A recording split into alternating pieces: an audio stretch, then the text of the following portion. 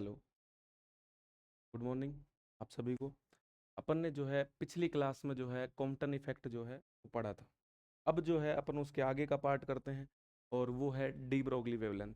अब D Broglie wavelength का जो टॉपिक शुरू होने से पहले आपको ये समझना पड़ेगा कि भाई जो डी ब्रोगली है उसने ये टॉपिक में जो है किन किन बातों का जिक्र किया। तो सबसे पहले जो है अपन मैटर वेव्स के बारे में पढ़ना पड़ेगा। ये मैटर वेव्स जो हैं ये क्या है, और उसी से रिलेटेड जो है वो अपने डी ब्रोगली का सिद्धांत था। ठीक है, मैं आपको थोड़ा मैटर वेव्स के बारे में लिखवा देता हूँ।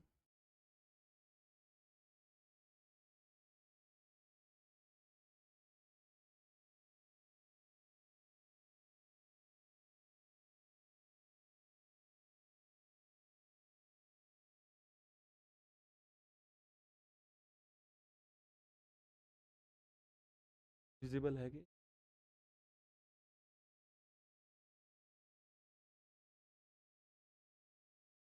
मैटर वेव्स, ये मैटर वेव्स होती क्या है? देखो, सबसे पहले जो है ये एक्सपेरिमेंट वगैरह हुए कि कॉम्पटन हुआ, एक आपका फोटो इलेक्ट्रिक इफेक्ट हुआ। इनमें जो है वो ये पार्टिकल नेचर का समर्थन करते हैं। अरे किसका नेचर, किसका समर्थन करते हैं? पार्टिकल नेचर का। कि भाई जो आपका ये माना गया कि कोई भी जो मैटर पार्टिकल, अरे कोई भी मैटर पार्टिकल जो है उससे रिलेटेड उसकी ड्यूल नेचर होगा। ड्यूल नेचर कौन सा? एक तो पार्टिकल नेचर होगा और एक उसका वेव नेचर होगा। इसका मतलब हर जो कण जो है उससे रिलेटेड एक क्या होगी? वेवलेंथ होगी। अरे तरंग होगी तो वेवलेंथ होगी ना। तो ये जो है ये डी ब्रोगली भाई साहब ने बोला था। तो उससे पहले जो है अपन थोड़ा इसके बारे में लिखते हैं और फिर डी ब्रोगली वाली बात पे आते हैं, है ना। तो देखो, photo electric effect and Compton effect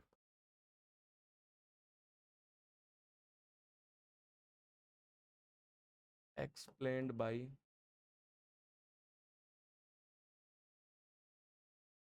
explained bye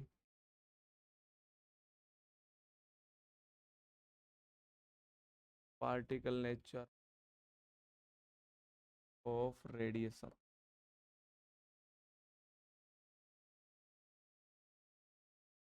but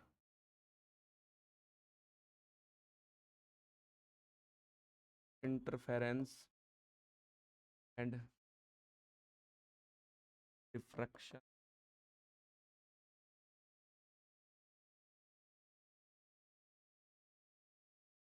explained bye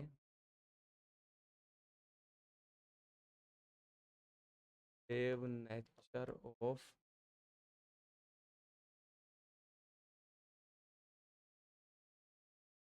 radiation. तो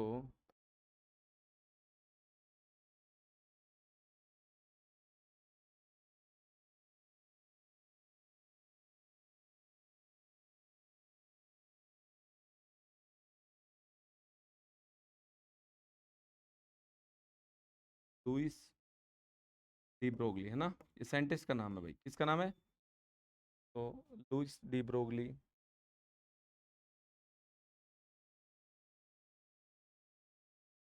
said that every matter particle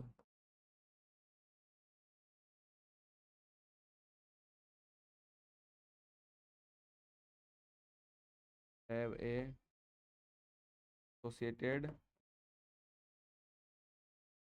wave which have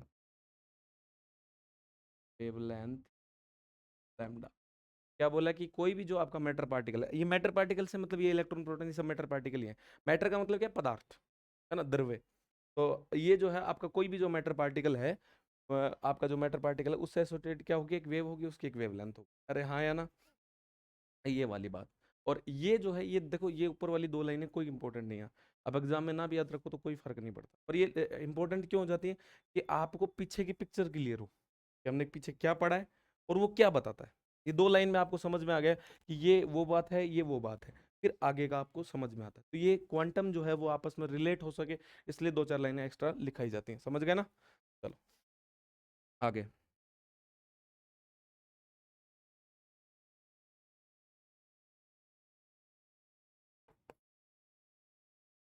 according to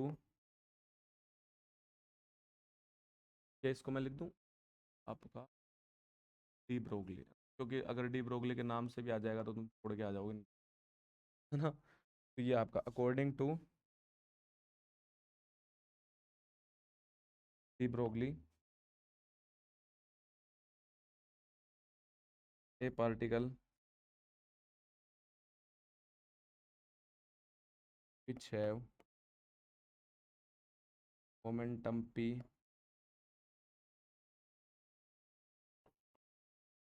then जहाँ भी आपको लगे ना कि थोड़ी सी लैंग्वेज हार्ड हो गई तो मेरे को बोल देना प्लीज ना। मैं अपन क्या है उसको और इजी कर लेंगे, क्योंकि मुझे खुद को नहीं पता रहता कि हार्ड हो गई या इजी हो गई। लैम्डा बराबर एच बाई पी, ये हो गया आपका एक नंबर। कभी यही कहना चाह रहा है, आपको ये याद रखना है, बहुत इंपॉर्टेंट सी बात है, समझ गए ना।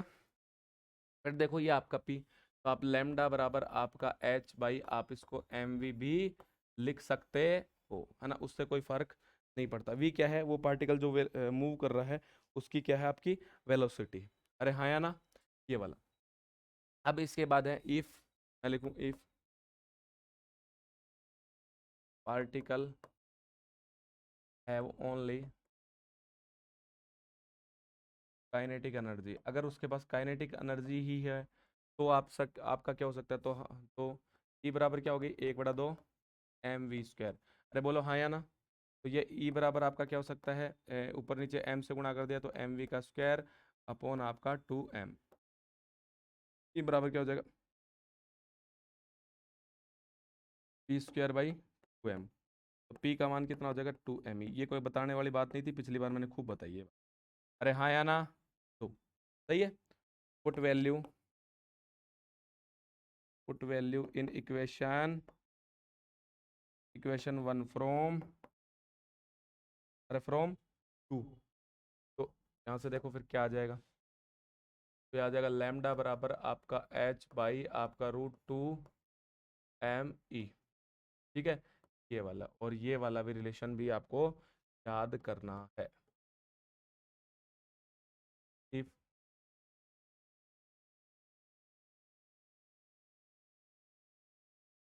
If charge particle accelerated by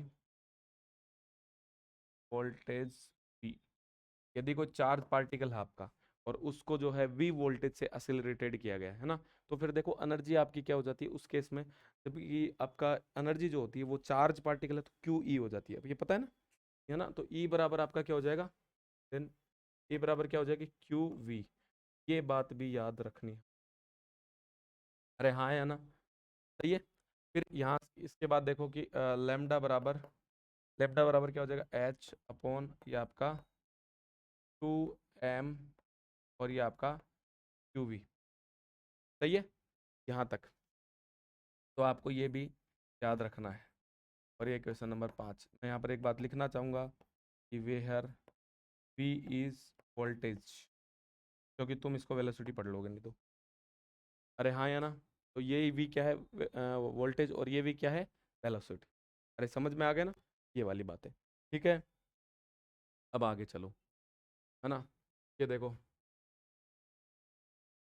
और इलेक्ट्रॉन,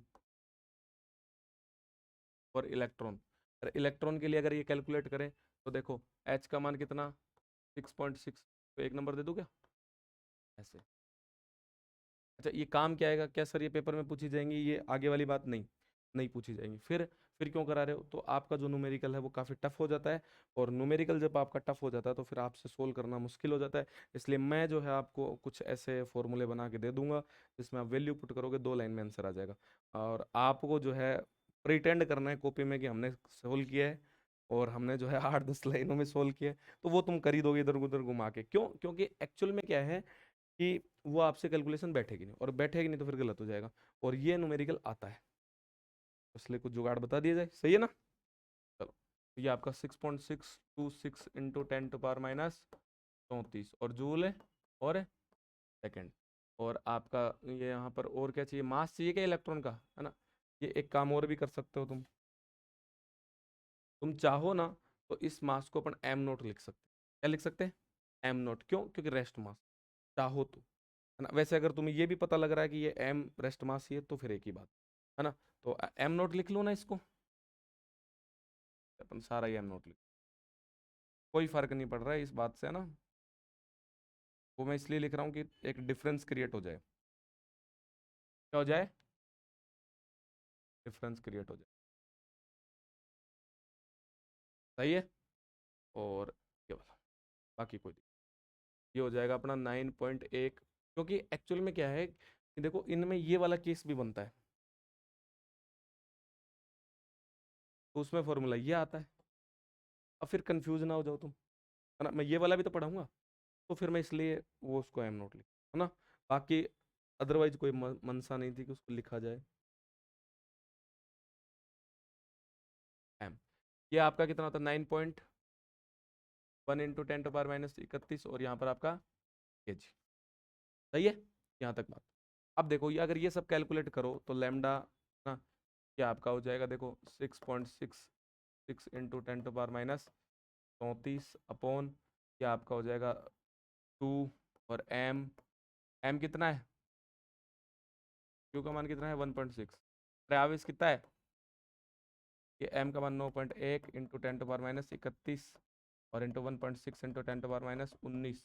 बच गया क्या? गया सिर्फ बी। वोल्टेज का नहीं पता ना, तो न्यूमेरिकल में देगा आपको ये वाला। अगर ये सब कैलकुलेट करोगे तो देखो ये 31 और 19 हो जाएंगे, 38 48, 24 12 आ जाएगी। 24 जब ऊपर जाएगी तो प्लस की हो जाएगी, 10 बच जाएगी उसमें से, है ना। यानी कि आपका मोटा मोटा 10⁻⁻10 तो बचेगा, मीटर के ऑर्डर का बचेगा, ये भी पक्का है ना। और ये जब पूरा सोल्व करोगे तो आएगा 12.27। तो कितना आएगा? 12.27, और ये रूट वी। अब देखो पेपर में आपको सिर्फ रूट वी का मान मिले, वी का मान मिलेगा, वी का मान रखोगे और गुणा भागा हो गया ना, बिल्कुल आसान। नहीं तो आप ये सब कैलकुलेशन आपको करनी पड़ती, और ये सब आपके लिए मैंने कर दी है। तो आपको फिर ये जो है इसको आप लिख सकते हो 12.27, और ये आपका एंगस्ट्रॉन्ग, एंगस्ट्रॉन्ग है ना, 10⁻10 को क्या लिखते हैं? एंगस्ट्रॉन्ग। और ये आपका रूट वी। अरे बोलो हाँ या ना, है ना। इसी प्रकार से मैं कर देता हूँ आपका फोर, बोलो, फोर प्रोटोन। कुछ भी नहीं छोड़ेंगे, आप टेंशन मत लो, सबके लिए करवा देंगे एक साथ, है ना। फिर या ज्यादातर किसके बारे में पूछता है वो प्रोटोन के बारे में पूछता है, उसको कुछ ज्यादा ही लगाव है प्रोटोन से, है ना। अपने को कोई कुछ खास लगाव है नहीं प्रोटोन से। ये देखो, तो प्रोटोन आपको पता है पी होता है, उस पर मास कितना होता है अपने को वही बातें। एच का मान तो अपने को पता ही है, ये तो हमने देख ही लिया, और ये तो जब चैप्टर शुरू हुआ तब से ही देखते आ रहे हैं, है ना, ये वाला। अब आता है एम नोट की बारी। एम नोट अपने को पता है 1.672 इंटू 10⁻27 kg। और आपका जो है क्यू जो है वो ये फिक्स ही है, 19 गुलाम। अब तुम ये मत कहना कि सर ये नेगेटिव हो पॉजिटिव, देखो वेवलेंथ का उससे कोई फर्क नहीं पड़ता, ये मोड वाली वैल्यूज हो, समझ गए ना। चार्ज तो क्यू ही है ना, ये वाला, है ना, ये वाला। और यहाँ से अगर बात करेंगे तो आपका लैम्डा जब मैं कैलकुलेट करूंगा तो आ जाएगा 6.626 इंटू 10⁻34, और अपॉन ये हो जाएगा आपका 2। और ये आपका 1.672 इंटू 10⁻27 इंटू, है ना। और ये हो जाएगा 1.6 इंटू 10⁻19, और ये गुणा। सही है। यहाँ से लैम्डा का मान जब कैलकुलेट करोगे आ तो रहा है ना, ये जब अपन कैलकुलेट करेंगे तो ये देखो 27 और 19, 27 और 19 46 हो गई क्या? 46 को बाहर जाएंगे तो 23, 23 ऊपर जाएगी तो 11, 10 में कितनी बच रही है? -11। जब देखो 10 बची थी तो ये 12.27 आया था, तो मतलब 10 बचेंगी तो वो एक पॉइंट उधर खिसकना चाहिए ना, तो कुछ वैल्यू आएंगी, और वो आएगा 2.86 इंटू 10⁻10, और यहाँ पर कितना? Root we. तो लेमडा का मान कितना आ जाएगा? 0.286 एंगस्ट्रोम अपॉन रूट वी। अरे बोलो हाँ या ना, हमको ये भी याद करना है, ठीक है। आगे चलो।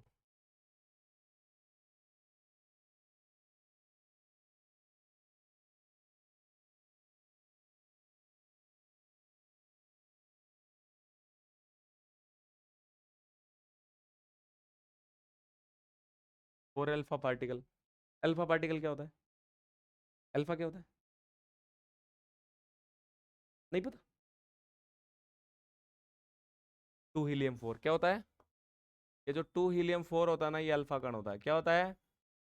Alpha particle. अब अगर गुड़िया तू भूल गई ना, फिर देख लेना, है ना। और ये यहाँ पर कितने हो गए? 2 प्रोटॉन। यहाँ पे कितने हो गए? 2 प्रोटॉन। और इसमें कितने हो गए? 2 न्यूट्रॉन। अरे हाँ या ना?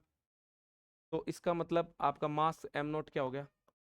m0 हो गया। देखो, प्रोटॉन और न्यूट्रॉन का मास एक जैसा सही होता है, इसलिए मैं 2 प्रोटॉन की जगह 2 न्यूट्रॉन भी लिख सकता हूँ, सेम सही होता है। 1.672 और 1.675, है ना, पॉइंटों का फर्क चलता है। तो मैं ऐसा बोल दूं क्या कि 2 प्रोटॉन प्लस 2 न्यूट्रॉन लगभग आपका 4 प्रोटॉन।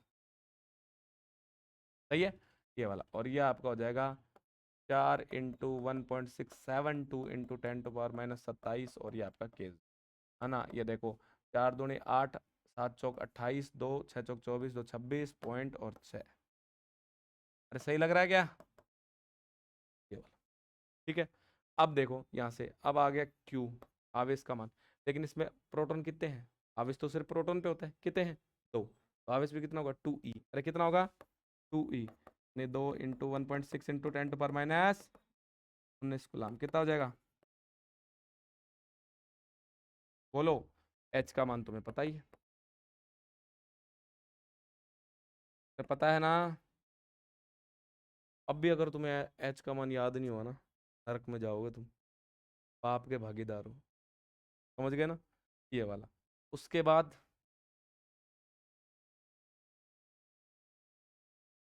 तुम्हें फिर मैं एक बात बताऊं, तुम अपने बच्चे हो इसलिए बताऊंगा मैं तुम्हें, है ना। ये वाला। अब ये लैम्डा, ये वाला 6.626 × 10⁻⁻34, ये वाला। ये 2 × m कितना? 6.688 10⁻⁻27, 3.2 × 10⁻³ का मान 19, और यह वापस रूट है। ये आ जाएगा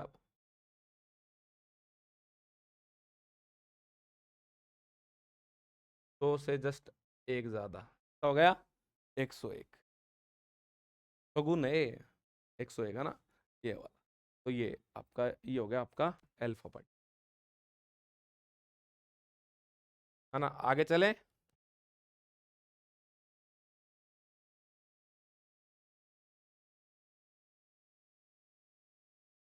मजा आएगा, हिमांशु अभी पिटेगा, है ना। ये क्या है? न्यूट्रॉन। फॉर्मूला क्या है? लैम्डा बराबर H2m⁴ अरे हाँ या ना? H का मान कितना हो गया? ये तो बताने क्या हो सकते, बार बार बता दिया। हाँ। आवेश क्या हो गया? न्यूट्रॉन पे चार्ज कितना होता है? तो क्या वेवलेंथ इनफाइनाइट हो गई?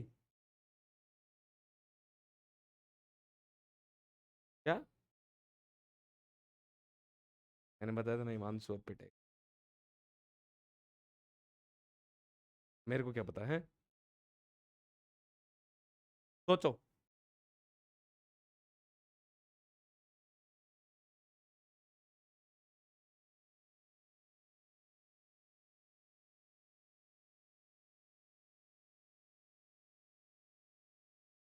मैं करा दूं?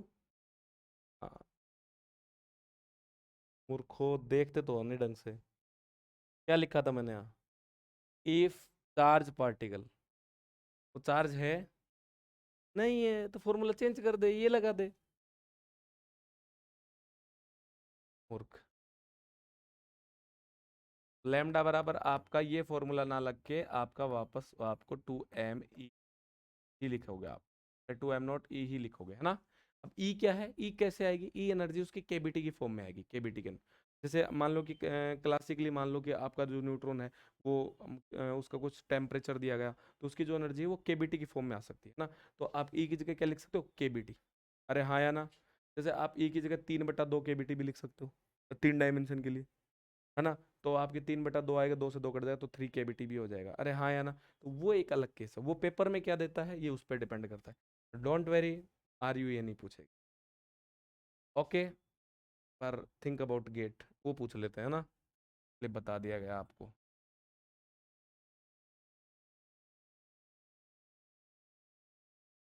सही है।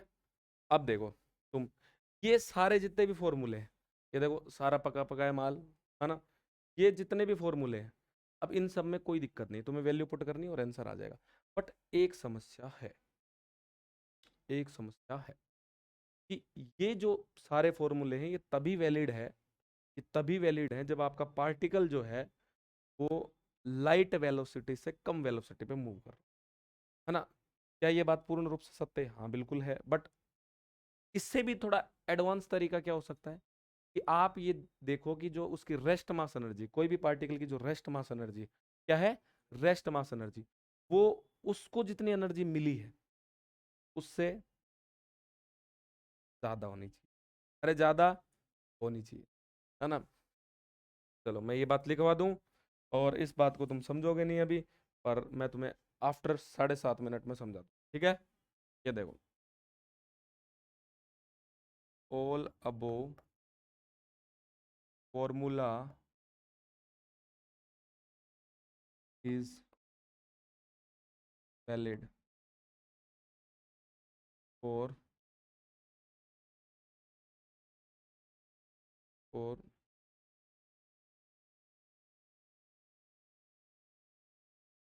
For a case if rest mass energy is greater than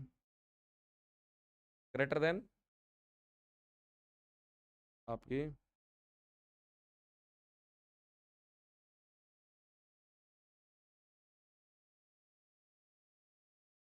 kinetic energy हो सकती है। ये तो काइनेटिक एनर्जी हो सकती है, या फिर अपन जो बाहर से दे रहे हैं सिस्टम को, है ना, जो जैसे पार्टिकल को जो बाहर से दे रहे हैं ई, है ना, असिलरेटेड भी बोल सकते हो। अरे क्या बोल सकते हैं? असिलरेटेड, है ना। तो वो जो आपकी जो एनर्जी है वो आपकी काइनेटिक एनर्जी से ज़्यादा होनी चाहिए, या फिर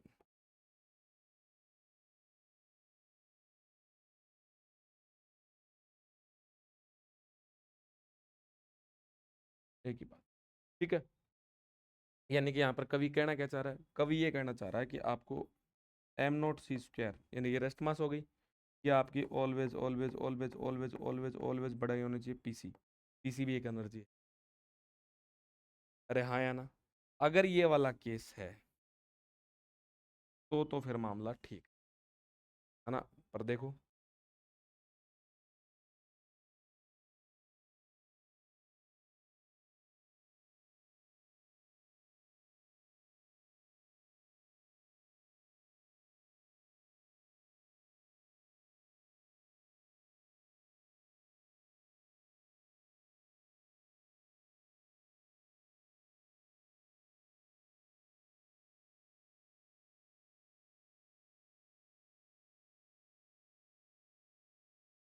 आपका केस ये है, ये वाला, देन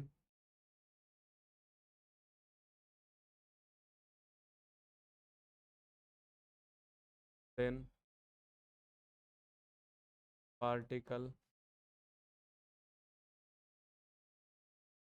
मोशन इज,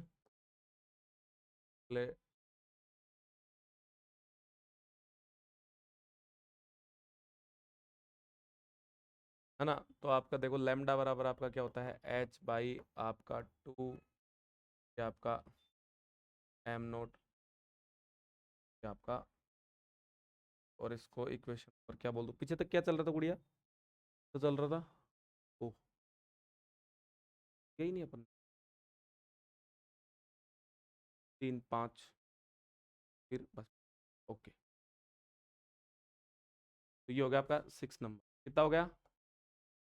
6 नंबर, ठीक है। हालांकि इस इक्वेशन को मैं पहले 1 नंबर दे चुका हूँ, पर फिर भी, है ना, ये वाला। अब देखो दे फ्रॉम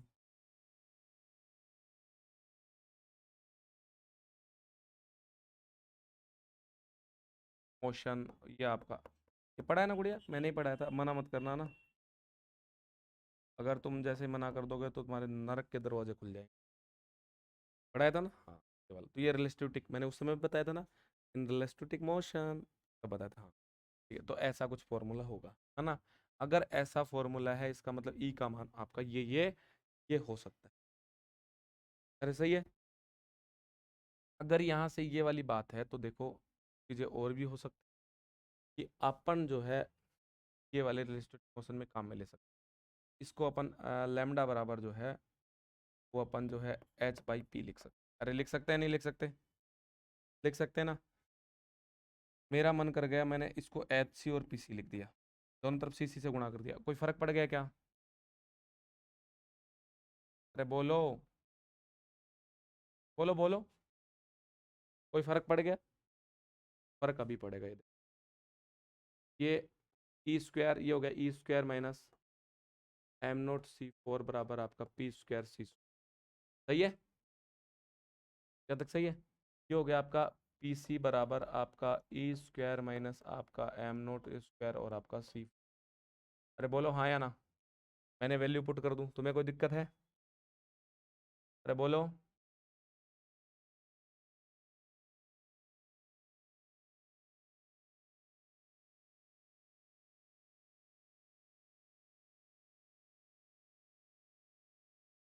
तो फिर यहाँ से क्या आ जाएगा? E square minus m naught square c, है ना? रूट लगा दिया, हाफ लगा दिया मैंने, ठीक है? ये वाली बात। अब ये भी मुझे बढ़िया नहीं लग रहा, तो मैं इसको ऐसे लिख दूं, ए माइनस बी का, ओह, ये वाला समझ में आया? छोटी क्लास में पढ़ा है ना तुमने? पढ़ा है नहीं पढ़ा? एक बार मना करके बताओ, फिर मैं बताऊंगा। पढ़ा है? ऐसा?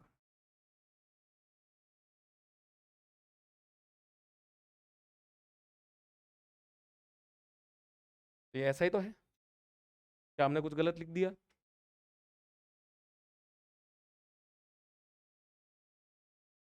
और देखो, जो ई आपकी टोटल एनर्जी होती है वो आपकी क्या होती है? मैं लिख दूं वी नो डैट। हालांकि ये लिखना पड़ता है और तुम जानते नहीं हो, पता है ना? तुम भावुक होने की आवश्यकता है ना, तो पहले से ही ज्ञात है कि तुम्हें पता नहीं है, ठीक है ना? ई बराबर आपका क्या होता है? Rest mass energy plus kinetic energy. और ये बात मैं कम से कम हिमांशु को 20 बार बता चुका, फिर भूल जाता है ना? और ऐसा लिखते क्यों है, ये भी बताया था सेकेंड ईयर में, अब तुम फिर भूल गए, है ना? याद करो, उसमें काइनेटिक एनर्जी की खूब सारी टर्म आई थी।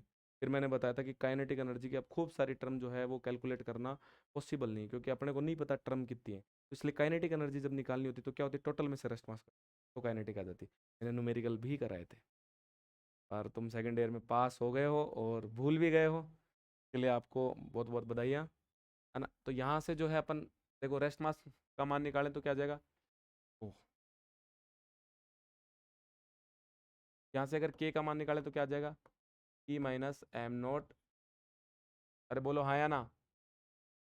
सही लिखा हूँ ना मैं? इसको इक्वेशन नंबर 10, 10 या नो? तो 10 इसको दे दूँ क्या? इसको दे देते हैं अपने 11। आजा, ये बढ़िया जुगाड़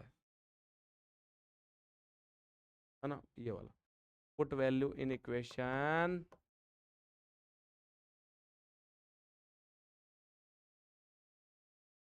इक्वेशन 10 फ्रॉम 11। अरे बोलो हाँ या ना? अब देखो, ये आपका ये वाला एच सी। जैसे तुम्हें एक राज की बात बताऊँ, बाद में बताऊंगा, अभी नहीं बताऊँ। यहाँ से देखो, ये वाला, ये के का मान हो गया ई माइनस, अरे बोलो हाँ, यहाँ पर ई का मान रखूंगा तो के प्लस एम नोट सी स्क्वायर, तो 2m नोट हो जाएगा ना? एक बार गौर करके देखना, समझ में आया तो बताना, नहीं आया तो भी बताना। तो ये जगह के और यहाँ पर था ई, तो ई का मान क्या है? के प्लस एम नोट है, फिर और एक एम नोट सी स्क्वायर आगे है क्या? ये वाला। तो एच सी, ये भी जो फर्स्ट ग्रेड का पेपर हुआ था ना, अरे हुआ था नहीं हुआ था, उसमें प्रश्न पूछा था कि निम्न में से कौन सा किस इस केस के लिए सत्य है, ये सत्य था, है ना। और उन्होंने घुमाया कैसा था, ये टू खा गए थे वो, एक दो ऑप्शन में, एक में ये टू खा गए, एक में सी खा, है ना। इसलिए तुम्हें ये याद रखना है। क्या सर इस पे न्यूमेरिकल एग्जाम में पूछा जाएगा? नहीं। फिर क्यों करा दिया? वो यही पूछ लेता है, और ये ऐसे नहीं पूछता जैसे करा है, वो न्यूमेरिकल बना के देता है। वो देता है कि एक पार्टिकल जो है वो एक्सेलरेटेड मोशन कर रहा है, ओह, आपेक्षीय गति कर रहा है। कौन सी गति? आपेक्षीय गति कर रहा है ना। और आपेक्षीय गति करता हुआ जो है उसको ये लैम्डा वेवलेंथ है उसकी, और तो फाइंड आउट, प्रूव डेट। तो फिर आपको कहाँ से करना होता है? पूरा नहीं करना होता, आपको सिर्फ ये लिखना होता है कि हम जानते हैं लैम्डा बराबर एच पी, सी से ऊपर नीचे गुणा कर दिया, ये कर दिया प्रोसेस, हो गया न्यूमेरिकल। मैंने यहाँ यहीं क्यों करा दिया? ताकि याद रहे, क्योंकि न्यूमेरिकल तुम्हें ज़्यादा याद नहीं रहते हैं, और नहीं रहते ना, भूल जाते हो तुम, है ना। तो चलो, तो अब छापने की बारी आ गई ना, छाप लोगे ना आप? चलो छापो अब फटाफट, अच्छे बच्चों की तरह लिखो फटाफट।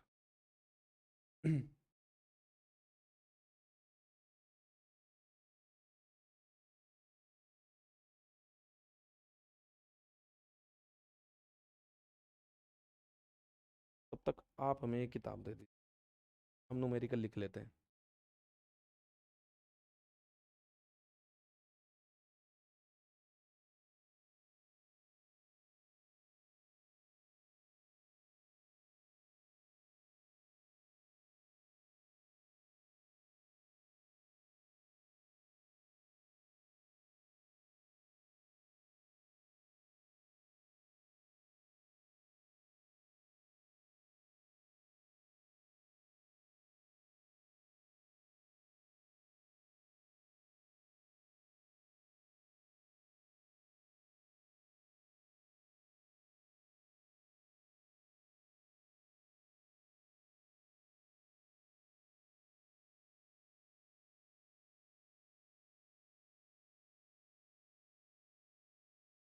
चलें आगे।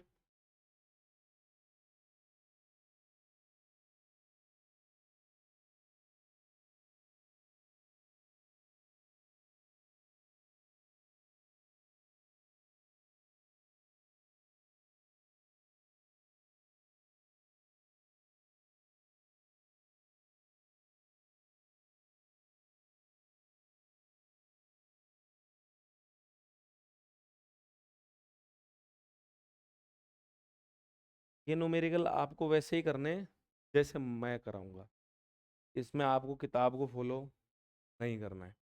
हाँ, किताब से प्रश्न पढ़ो, करो मेरे तरीके से, नहीं तो तुम कैलकुलेशन में अटक जाओगे फिर। समझ गए ना? नींद आ रही है? आज तो अपन तरह पढ़ेंगे, पढ़ लेना, कोई दिक्कत नहीं। गौरव के लिए सरप्राइज प्लान कर देते हैं।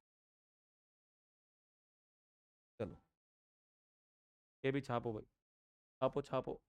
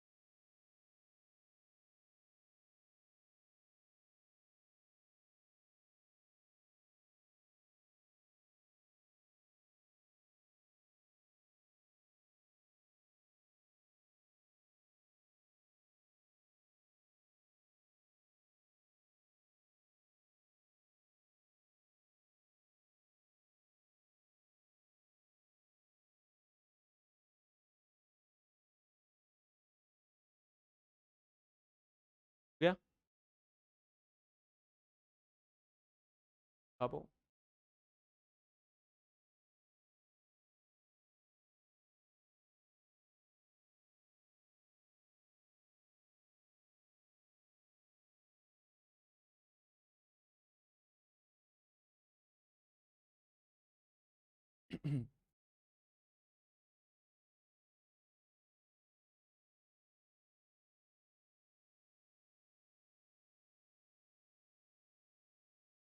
पढ़ तो रही ना गुड़िया इनको घर पे। ये ऊपर अभी तो बस स्टार्ट ही नहीं किया है। कर दिया ना, वेरी गुड।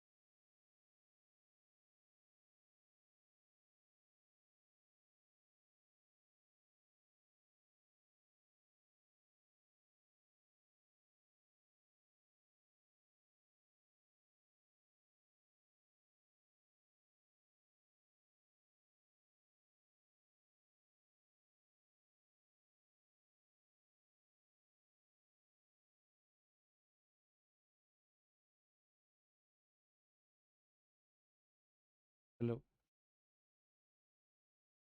चले भाई। क्या लिख रहे हो अभी इसमें से इतना? ये तो घर पे करना चाहिए तुम्हें, ये तो कराया जा रहा है तुम्हें। मुझे पता तुम नालायक हो। तेरे को तो याद हो जाना चाहिए अभी तक ये। नहीं हुए अभी तक।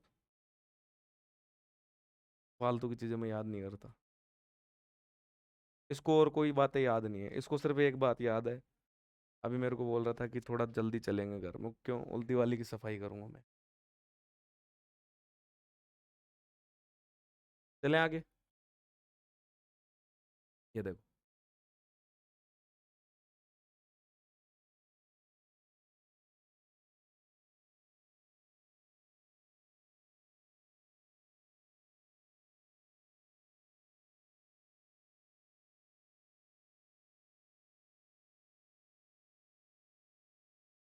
उतारो तुम उधर वाला, इतना मैं एक पर्सन लिख लेता हूँ ना। ये पर्सन नहीं लिखना है, बाद में लिखाएंगे ये ना। Find D Broglie wavelength. Find D Broglie wavelength of an electron kinetic energy. कितनी दे बोल रहा है? ए बराबर बोल रहा है आपका 1 किलो आपका इलेक्ट्रॉन वोल्ट। और बी ऑप्शन में बोल रहा है आपका 1 मेगा इलेक्ट्रॉन। दो टाइप से कैलकुलेट करना है, एक बार मानना है कि एनर्जी इतनी है, और दूसरी बार मानना है कि आपकी एनर्जी इतनी है ना। और मैं इसको अभी कर लेता हूँ कॉपी।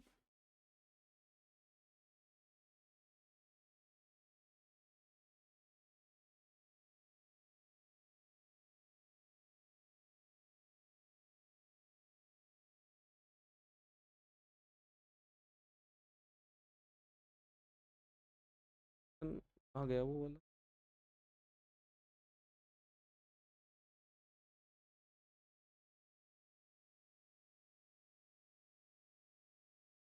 हम्म?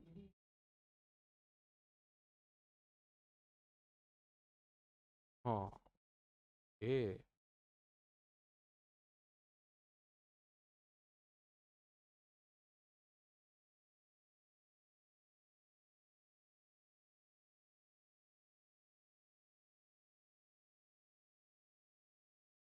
हो गया?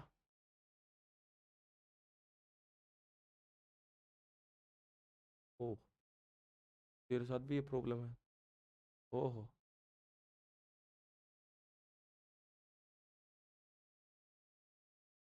नहीं आ रहा तू?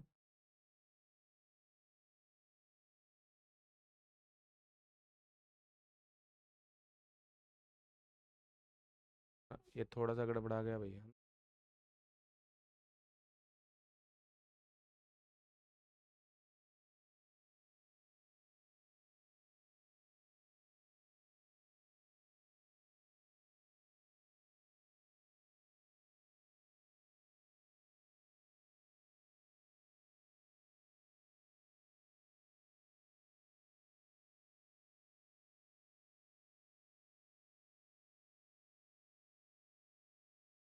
हम्म।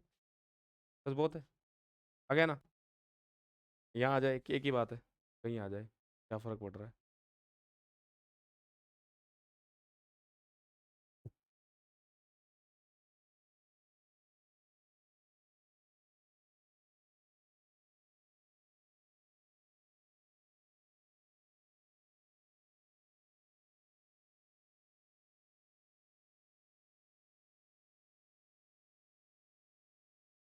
लिख लिया?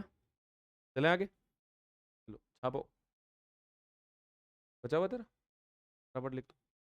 इतना टाइम नहीं मेरे पास।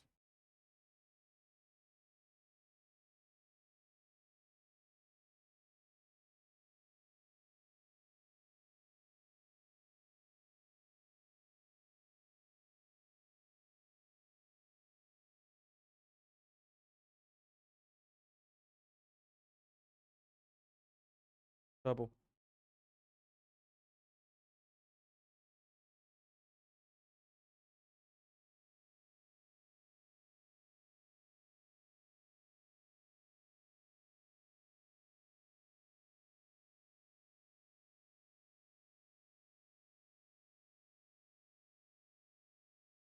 ओह।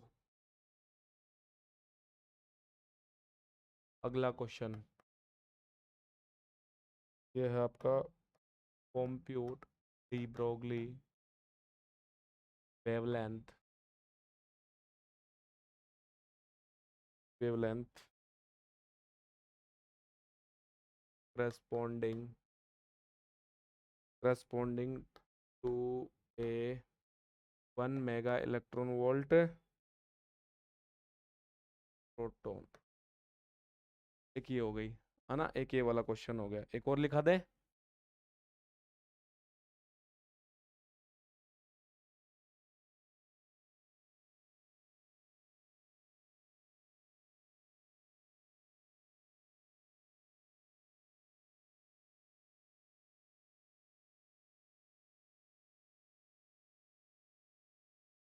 हो गया?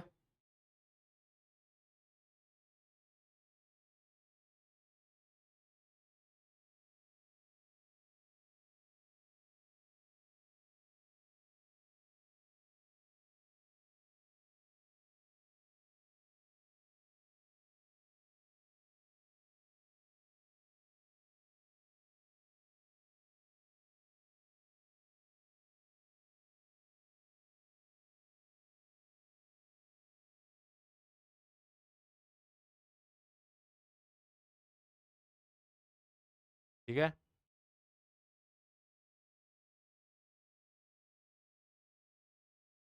अब तुम कहाँ थे? ये हो गया था? हो गया ये?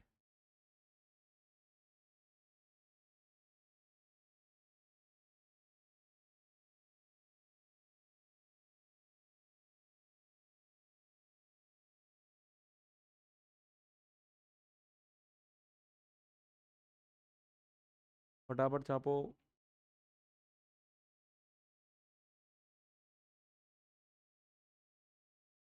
पता है तुम्हें, पिछले 20 मिनट से छाप रहे हो तुम।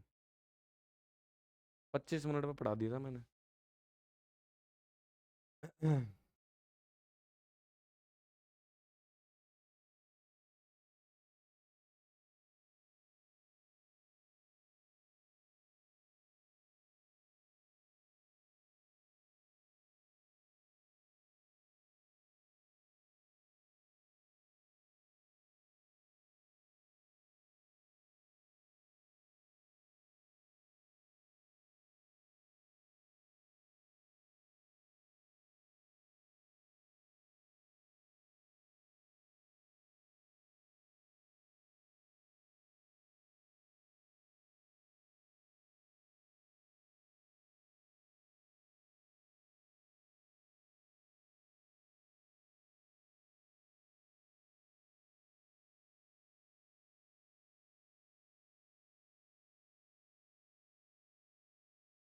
चले आगे गुड़िया। तो क्यों?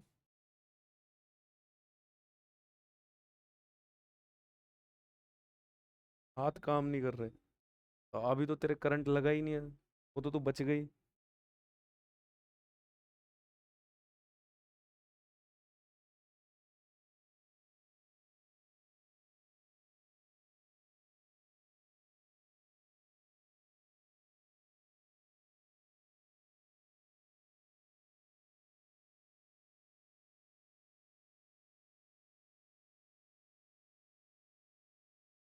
हम्म।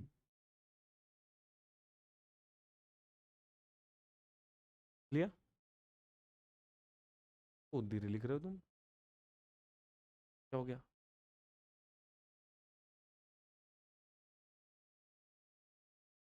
इसके दिमाग में तो यही चल रहा है, बोलो कि अलमारियां मैं साफ करूंगा, ब्रांड भाई से करवाऊंगा। सेल्फ होती ना, उसको तो आज कोई मतलब नहीं है क्वांटम में क्या पढ़ाया जा रहा है। झाड़ू के लिए बोलेंगे तो मना कर दूंगा।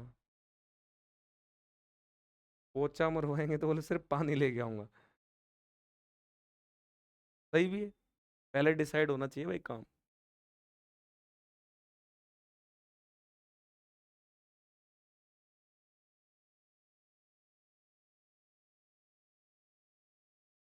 चले आगे। हो गया? चलो। ये लो, मेरे को तो एक जगह और मिल गई। मैं एक प्रश्न और लिख लूंगा।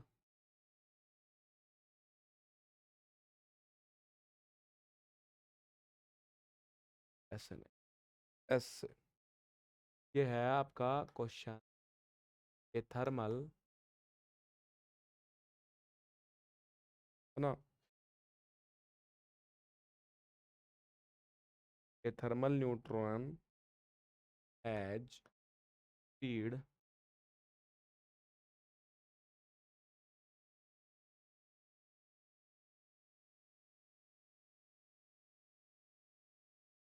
corresponding to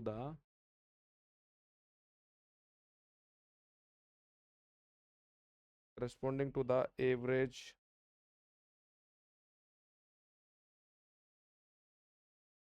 thermal energy at the temperature T बराबर कितना, 300 केल्विन। ठीक है। फिर क्या है? Commute it's de Broglie.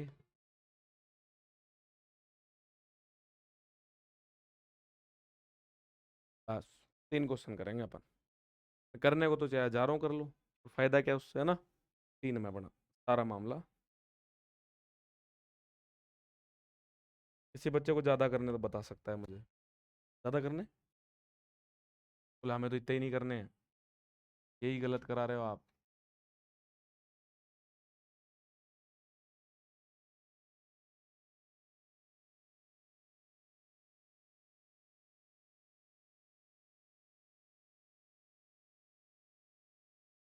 ला, तू भी आ जा भाई। तू आएगा नहीं? कभी होता है। तू भी रहने दे भाई।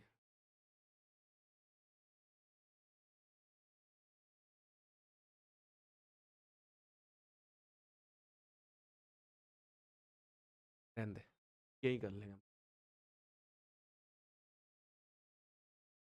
चलो, एक प्रश्न ये, और ये डब्बा किस खुशी में आया हुआ है? इसके बॉक्स वाला माल तो गायब हो गया, ये बचा हुआ है। बताओ। Find D Broglie wavelength of an electron kinetic energy. देखो, काइनेटिक एनर्जी कितनी है आपकी? पहले है कि 1 इलेक्ट्रॉन वोल्ट है ना। देखो, ए वाला पार्ट करते हैं इस क्वेश्चन का, है ना। आंसर ये वाला, और ये कह रहा है कि आपका काइनेटिक एनर्जी जो है वो आपका एक 1 किलो इलेक्ट ओ, किलो को के लिख दूंगा तो फिर तुम कंफ्यूज हो जाओगे, तो किलो को मैं 10 टू पावर लिख दूँ ना, -3 और इलेक्ट्रॉन वोल्ट। सही है, तो यहाँ पर हो गया 10 टू पावर -3 इलेक्ट्रॉन वोल्ट। यहाँ तक, यहाँ तक ठीक है मामला। अब ये बोल रहा है कि एक इलेक्ट्रॉन के पास इतनी एनर्जी, है ना, और कौन सी काइनेटिक एनर्जी, है ना, उससे तो हमें कोई मतलब नहीं है कि काइनेटिक है या कौन सी, पर एनर्जी इतनी है उसके पास, है ना। अब जो देखो इलेक्ट्रॉन का जो रेस्ट मास होता है, एनर्जी होती है 511 किलो इलेक्ट्रॉन वोल्ट। अरे बोलो हाँ या ना, ये बताई थी, बता चुका हूँ ना ये बात। या 0.511 मेगा इलेक्ट्रॉन वोल्ट, मैंने ये भी बोला था कि राजस्थान के सेट एग्जाम में आया था, जो एमएससी के बाद होता है ना, ऐसा बताया था। वो गत क्लासें जो तुम भूल चुके हो उनको याद कर लेना। अब ये 511 किलो इलेक्ट्रॉन वोल्ट है, मैं बोलूँ कि मेरे पास 511 रुपए, और हिमांशु बोले मेरे पास 1 रुपया, रातों रात खरीद लूंगा हिमांशु को मैं, है ना, अमीर हूँ। अरे हाँ या ना। तो अब इसके पास एनर्जी कितनी है, 511, और उसको उसके पास 511 तो रेस्ट मास है, और काइनेटिक कितनी मिल रही है उसको, सिर्फ एक। तो इसका मतलब कौन सी ज्यादा हुई, रेस्ट मास ज्यादा हुई ना। तो रेस्ट मास ज्यादा होने का मतलब ये नहीं है कि भाई ज्यादा ही होनी चाहिए, ज्यादा होने का मतलब कंपैरिजन में बहुत ज्यादा होना चाहिए। अगर आपको लगे कि जैसे मान लो 1 की 277, 1 की 278, और तुम लोग सर हैं ज्यादा तो है, अरे वो तो सेम ही ऑर्डर की होगी, अरे हाँ या ना। पर ये उसकी लगभग 500 टाइम है, अरे हाँ या ना। तो इसका मतलब आपका रेस्ट मास एनर्जी जो है वो आपकी काइनेटिक एनर्जी से क्या है, ज्यादा। अरे है नहीं है, तो केस कौन सा लग जाएंगे, पहले वाले। अरे बोलो हाँ या ना, समझ तो आ रहा है। ऊपर से तो मैंने क्या लिख दिया, ओह प्लस, ओह सॉरी, तो कांड हो जाता प्लीज। ओके ओके, अब सही है, अब सुंदर लग रहा है। हाँ, तो ये आपका ये वाला तो ज्यादा है ना एनर्जी। अगर ज्यादा है तो आपका लेमडा क्या लिखोगे आपका, और वही अपने वाला फॉर्मूला, 12.27 एंगस्ट्रॉन्ग। मेहनत मजदूरी करनी नहीं है। वी, अब वी कितना है,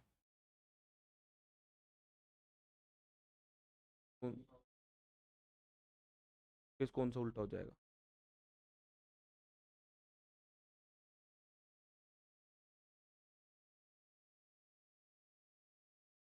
दिमाग कहाँ है तेरा।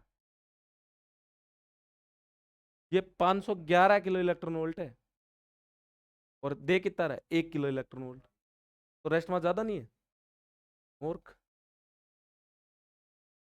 और वो के को काइनेटिक एनर्जी कहाँ से आ रही है, वो अपन ने पढ़ा था कि के जो है वो क्यू, ये तो पढ़ा था, वो ई बराबर पढ़ा था अपन ने, एक ही बात हुआ ना, ई क्यू। अब आपको पता है कि यहाँ से देखो ये आपका इलेक्ट्रॉन वोल्ट में आता है, इसका मतलब ये इलेक्ट्रॉन वोल्ट तो ये क्यू की वजह से आता है। तो इलेक्ट्रॉन वोल्ट को तो छोड़ दो, जो बचा हुआ जो है वो वी का मान है, तो इसका मतलब वी का मान कितना हो गया, 10 टू पावर, तो कितना हो गया गुड़िया, सही समझ में आ तो आ रहा है ना, 10 टू पावर 3, क्या लिखो,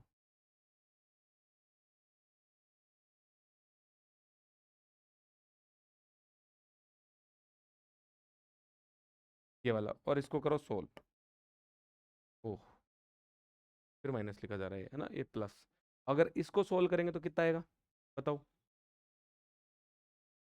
30 या 900, 30 से गुणा अगर 900 हो जाता है क्या, और 31 को 31 से करें तो, 32 को 32 से करें तो, 33 को 33 से करें तो इसका रूट जो है वो 1000 का रूट कितना आएगा, कैलकुलेट करो कितना आ रहा है,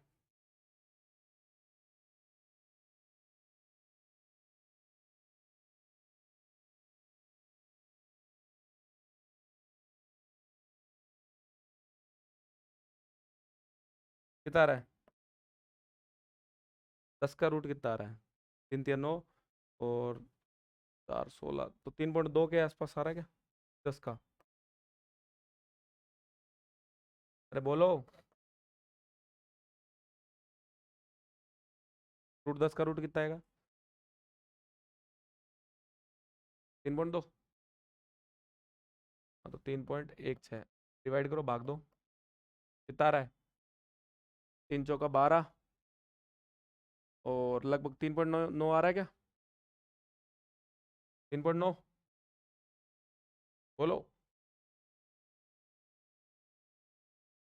और 10 टू पावर -11 मीटर। लैम्डा का मान कितना आ जाएगा, 0.388 एंगस्ट्रॉन्ग। अरे बोलो हाँ या ना, ये हो गई वेवलेंथ, खत्म, एक पार्ट दो खत्म। जबकि बी क्या बोल रहा है वो देखो, बी बोल रहा है कि आपकी एनर्जी कितनी है, कितनी है, ये के लिख दो या ई लिख दो, एक ही बात है ना, ये A1 मेगा इलेक्ट्रॉन, सही है। और इसका मतलब कितना हो गया, 10⁶ इलेक्ट्रॉन वोल्ट। यहाँ से वोल्टेज का मान कितना आ गया, 10⁶।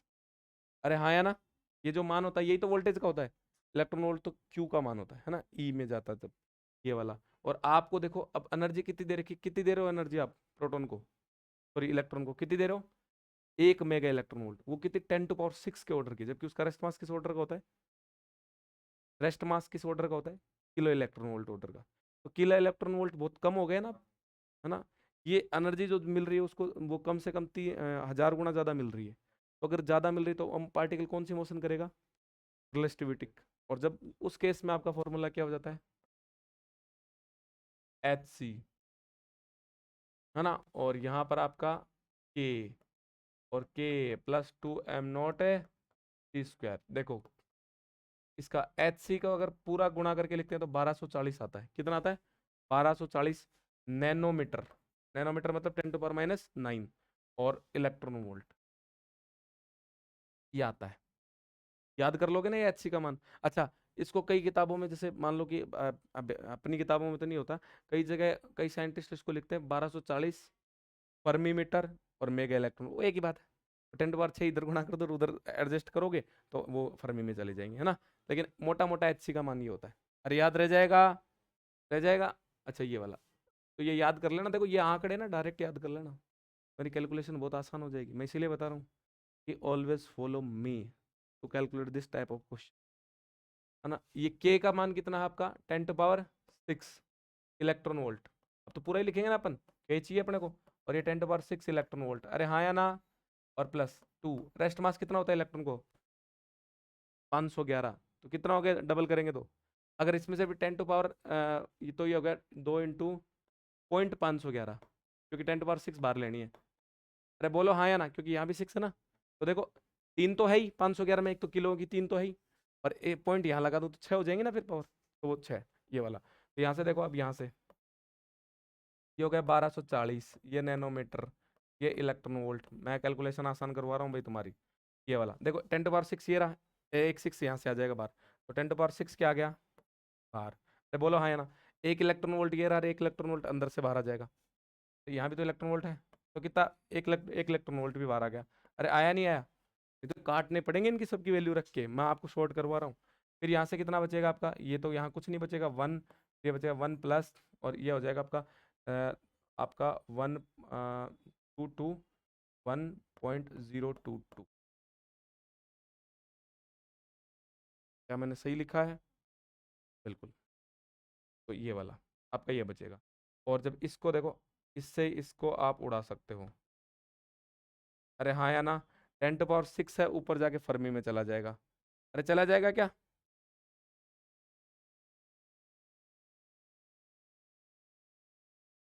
तो रहना ये वाला, ये हो जाएगा आपका 1240, और ये आपका 10⁻⁻15, सही है।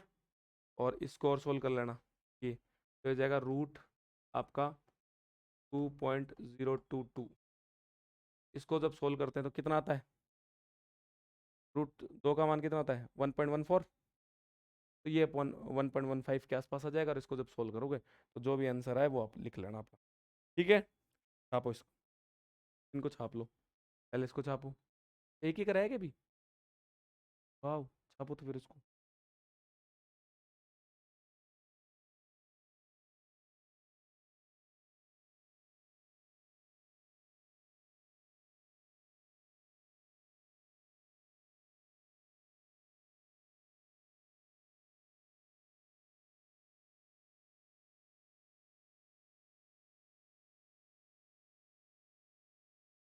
अच्छा, घबराने की जरूरत नहीं, ये वाले टाइप वाले पूछेगा नहीं आपसे, ये वाले नहीं पूछेगा पेपर में, मुश्किल है, वो पूछेगा आपसे, वो वाले सस्ते सुंदर, है ना। ये क्यों करा रहे हैं भाई, आप कम से कम डिफरेंस क्रिएट कर पाओ दोनों में, अरे हाँ या ना।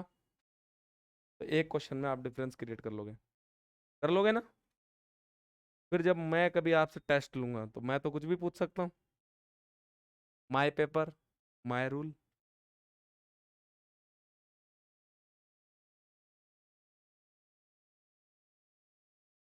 अभी कविता को लग रहा है हमारा पेपर है तो हमारा भी रूल है, हम भी नहीं आएंगे, घर बैठ के सोल्व करेंगे फिर उसको दूसरे दिन ले जाएंगे।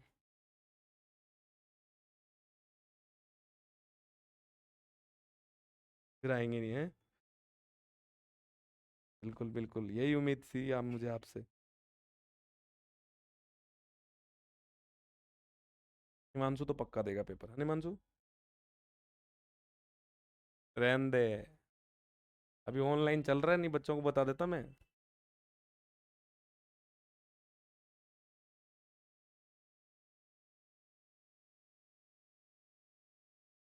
लो।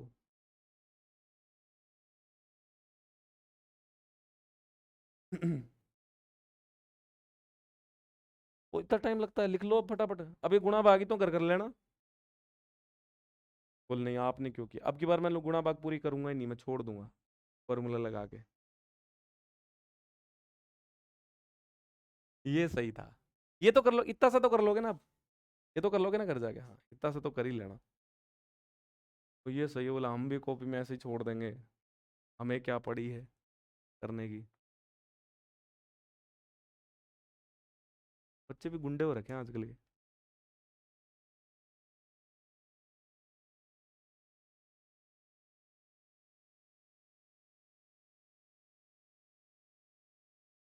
चले आगे। इससे मुझे ऐसा प्रतीत हो रहा है, हे पार्थ तुम्हें न्यूमेरिकल नहीं कराया जाए।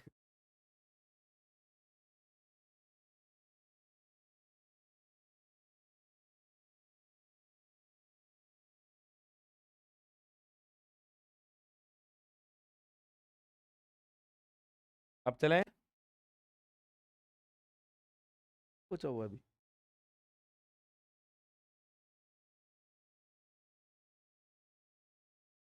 इलेक्ट्रॉन वोल्ट और रूट तो पढ़ा, लग रहा है इस पे है ही नहीं।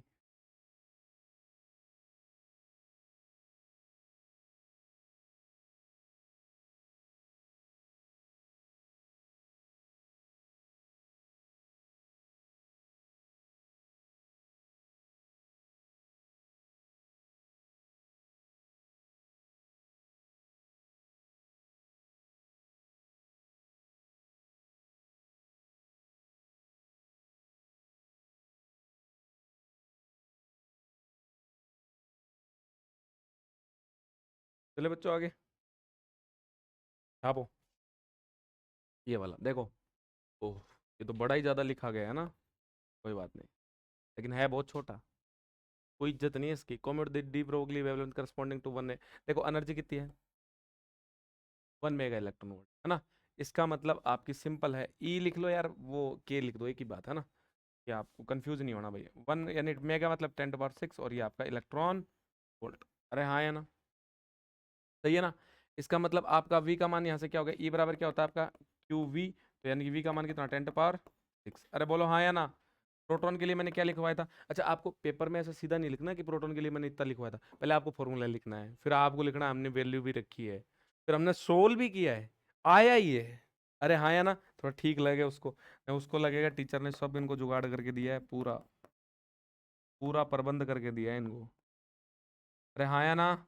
ये वाला सही, ये देखो, ये आर यू में आया हुआ प्रश्न है। ऊपर गया तो 12 आएगा, 10 to 3, ऊपर जाएगी 13। अरे हो गए क्या? ये लो, 10 to 13 मीटर।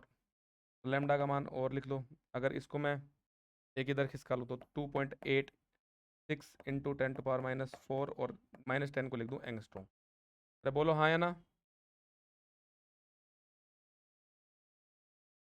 सही है ना? अरे देखो 13 थी, एक पॉइंट इधर खिसका दिया, 14 हो जाएगी, 4 इधर लिख दी, 10 एंगस्ट्रॉम में लिख दी, सही है। हाँ, कल तो प्रश्न भी लिखना है तुम्हें ना? यस, मैंने प्रश्न पहले ही लिख लिए, तुम्हारी तरह नालायक नहीं हूँ मैं।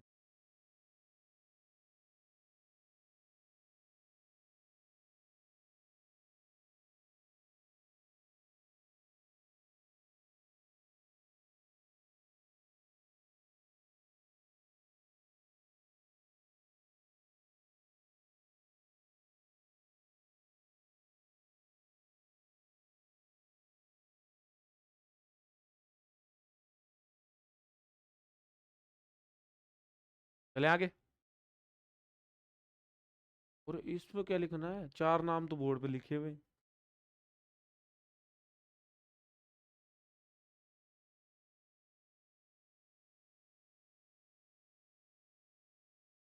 ये HC का मान याद कर लेना भाई।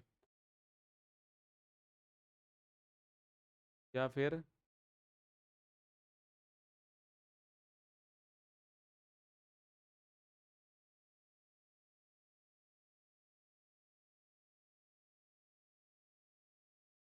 चले आगे। लो, इधर आ जाओ। ये क्या कह रहा है, ये कह रहा है a thermal neutron has a speed corresponding to average thermal energy at the temperature T, that is 300 kelvin, और compute the de Broglie wavelength. आपको पहले ही पता लग गया न्यूट्रॉन है। अरे क्या है, न्यूट्रॉन। मैंने बताया था न्यूट्रॉन वाले केस में आपका फॉर्मूला 2me ये वाला लगता है ना। अरे हाँ या ना। ई आपको दे रहा है वो कितना, टेम्परेचर कितना दिया है, 300 केल्विन, आपको केबीटी। बट एक चीज यहाँ पे कहानी इंटरेस्टिंग ये है कि ये इन thermal neutron has speed corresponding to the average thermal energy, average thermal energy. तो एवरेज काइनेटिक एनर्जी क्या होती है, 3/2। अरे कितनी होती है, 3/2 केबीटी। सही है, तो यहाँ से रखोगे तो ये कितना आ जाएगा, ये आपका 2m × 3/2, और ये आपका केबीटी, इससे ये गया, यह हो जाएगा आपका 3m/kBT। अरे बोलो हाँ या ना। ये आपका 6.6, 6 × 10⁻⁻34, ये आपका 3, मास हो जाएगा 1.675, 10⁻⁻27, और ये आपका 1.38 × 10⁻⁻23। टेम्परेचर कितना है, 300 केल्विन। सोल्व करो भाई, कितना आ रहा है, देखो 23 और ये 50 हो गया क्या मामला, 50, 25 बार आ गई, 25 बार आ गए माइनस की, ऊपर जाएंगे प्लस की, और 25 में से तो ऊपर आ जाएगा 9, कितना, 9, 9, और ये दो बाहर आ जाएंगी, तो एक ऊपर चली जाएगी, 8 हो गया, 10⁻⁻8। सही है, और ये आ जाएगा 6.626 इंटू, और ये आपका हो गया, ये तो आपका 9 हो गया, तो 1.675 और 1.38। करो सोल्व, कर लोगे ना इतना तो होशियार बालक। करो फटाफट।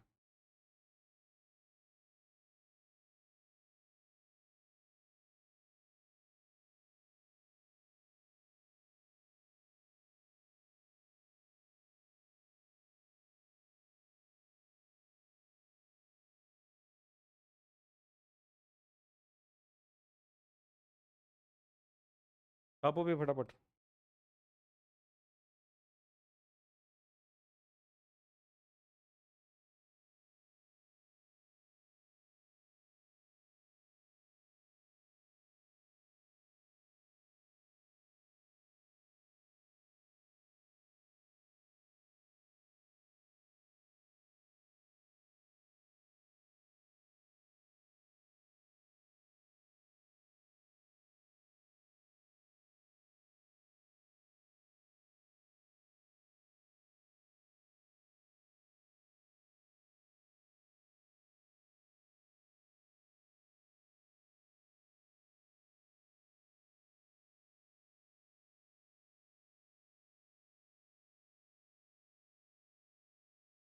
कितना आएगा, 20.80, और इसको जब बाहर निकालोगे तो ये आ जाएगा 6.626 इंटू 10⁸ और ये आपका 20 अच्छी जो 80 है, ये 12 4.56 है ना, और ये आप अब डिवाइड, है ना, ये मीटर में चल रहा है।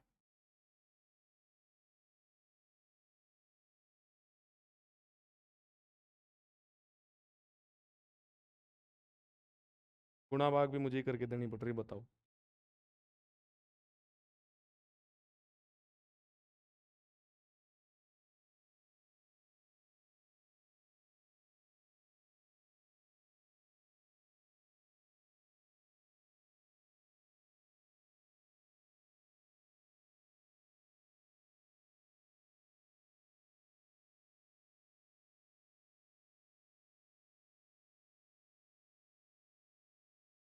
ये 10 होगी ना।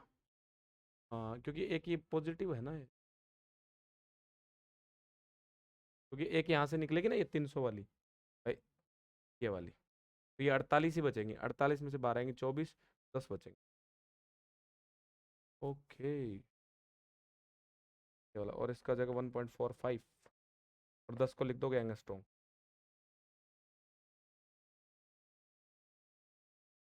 ठीक है, हो गए क्वेश्चन।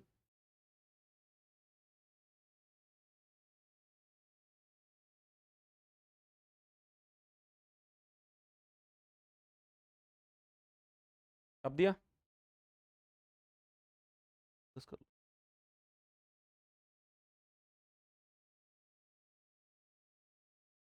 चले आगे भाई, है ना। तो ये जो है अपने डी ब्रोगली वाले के क्वेश्चन हो गए। अब अपने जो क्वेश्चन है वो एक फोटो इलेक्ट्रिक के बचे हुए हैं थोड़े बहुत, और थोड़े बहुत कॉम्पटन के बचे हुए हैं, भी करेंगे अपन। पर लेकिन उससे पहले जो है अपन एक चीज जो अपन करना चाह रहे हैं वो है जर्मर डेविशन एक्सपेरिमेंट।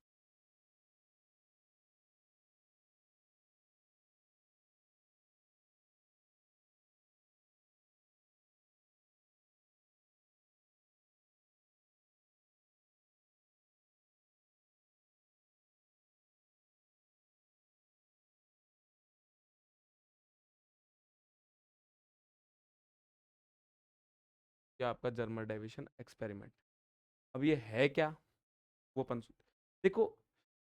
जब ये वेव नेचर और आपका पार्टिकल नेचर की जो ये सब बातें हो रही थी, तो जैसे आपका कॉम्पटन इफेक्ट है, ये सब चीज़ें जो है, ये फोटो इलेक्ट्रिक है, ये मैंने बताया कि आपको किसकी समर्थन करते हैं, किसका समर्थन करते हैं, ये आपका पार्टिकल नेचर। अरे हाँ या ना। पर ये वेव नेचर का जो है, इसके कोई जो है अपना एक्सपेरिमेंट हुआ नहीं। तो बाद में जो है ये जर्मर डेविसन एक्सपेरिमेंट किया, जो आपका इलेक्ट्रॉन के जो है वेव नेचर का आपका क्या करता है, सपोर्ट करता है, कि भाई ऐसा जो है वेव नेचर हुआ होगा इलेक्ट्रॉन का, है ना। और इसका जो सेटअप था वो थोड़ा सा इंपॉर्टेंट है, और अगर सेटअप याद हो गया तो फिर पूरी थ्योरी अपने को वैसे भी याद हो जाती है। तो पहले जो है अपन इसका थोड़ा सा डायग्राम बना लेते हैं, और फिर मैं आपको थोड़ी समझाने की कोशिश करता हूँ। अरे हाँ या ना, है ना। देखो, फिर डायग्राम के बारे में दो चार बातें लिखेंगे अपन, है ना। पहले सुनो। आ, जैसे ये एक आपका, आप ऐसे समझो, ये आपका एक इलेक्ट्रॉन गन होता है। अरे क्या होता है, इलेक्ट्रॉन गन।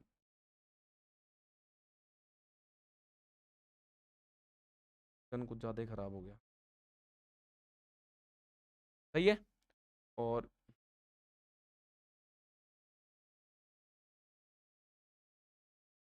ये वाला, ये आपका इलेक्ट्रॉन गन, ये जो है यहाँ से ये आपका प्लस वोल्टेज पे होता है, और यहाँ से जो ये वाला जो है, यहाँ एक स्लिट लगी हुई होती है, यहाँ पर आपकी स्लिट्स लगी हुई होती है, स्लिट्स लगी हुई होती है। ये जो है, ये आपके माइनस पे होते हैं, और दोनों के बीच में वोल्टेज डिफरेंस कितना होता है, वी। अरे हाँ या ना, ये वाला। तो यहाँ से जो है वो आपका इलेक्ट्रॉन पुंज निकलता है, ऐसे ऐसे ऐसे ऐसे, है ना, ये वाला। और यहाँ जो है वो आपका एक निकल का क्रिस्टल रखा हुआ था, क्या रखा हुआ है, अरे बोलो, निकल क्रिस्टल। ये इस पे जो है, ये आपका आपतित होता है, ठीक है ना। ये आपका इस पे इंसिडेंट होता है, यहाँ जो है एक स्केल लगा हुआ होता है, ऐसे, ये वाला।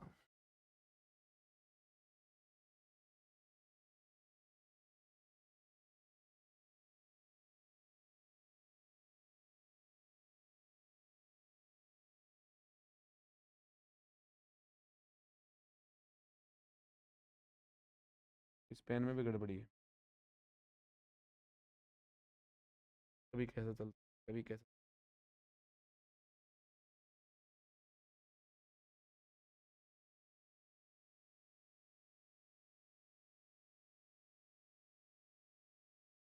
अब उधर से भी ऐसे ही चल रहा है, ये पेन सच में, पेन पेन बचा नहीं है।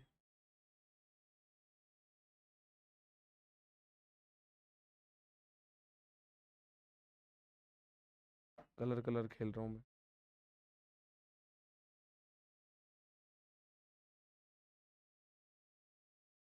सही लग रहा है? दिख रहा है ना? हाँ ये वाला। एक दो तीन चार।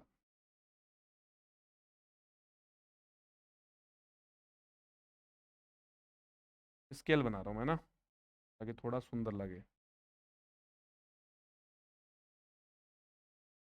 मजा नहीं आ रहा? मुझे तो आ रहा है।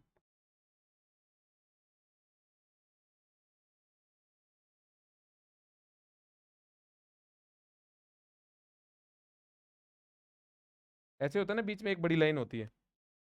ये देख लो, ये फिर वैसे ही चला है। तो ये कभी कभी भूल जाता है कैसे चलना होता है ना, ये वाला। ये आपका स्केल है। और यहाँ पर जो है वो आपका एक डिटेक्टर लगा हुआ होता है। अरे क्या लगा हुआ होता है? डिटेक्टर। अरे बोलो हाँ या ना। यहाँ जो आपका एक ये डिटेक्टर लगा हुआ होता है। वापस हमारा वाइट ही चल रहा है। ये वाला, ये डिटेक्टर लगा हुआ है। अब यहाँ से जो ये इलेक्ट्रॉन पुंज यहाँ आता है यहाँ पर, और ये वाला। और ये जो एंगल है ये आपका फाइंड कर लिया जाता है, क्योंकि स्केल लगा हुआ है तो एंगल तो स्केल ही बता देगा, है ना। ये वाला। और ये जो है ये आपका है इलेक्ट्रॉन डिटेक्टर। अरे क्या है? ये आपकी इलेक्ट्रॉन गन है। क्या है? मेले वाली नहीं है, 50 रुपए वाली नहीं है ना। ये आपका क्या है? Incident electron beam. ये आपका क्या है? Refracted beam.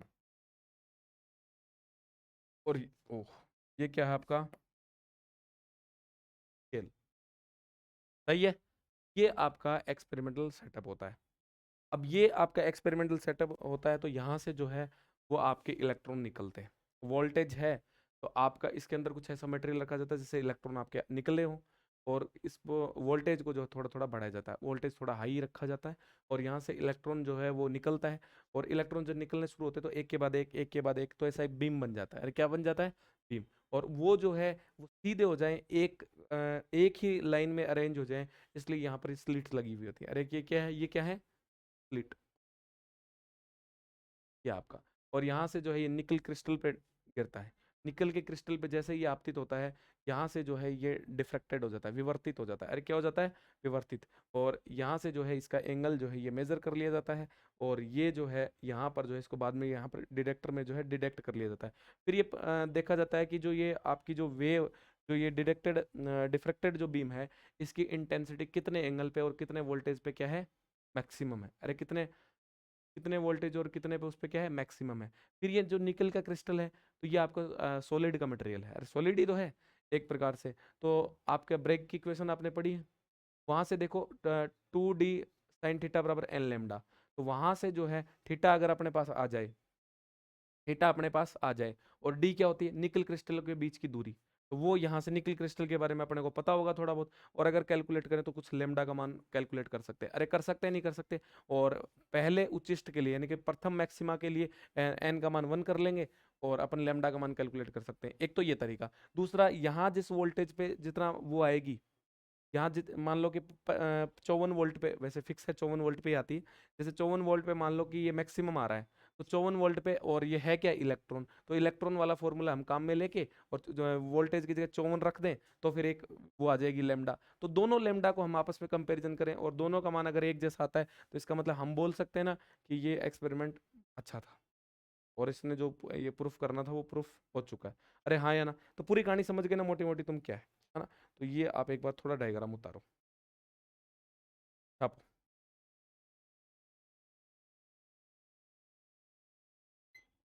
12th क्लास में पढ़ा है तुमने इसको?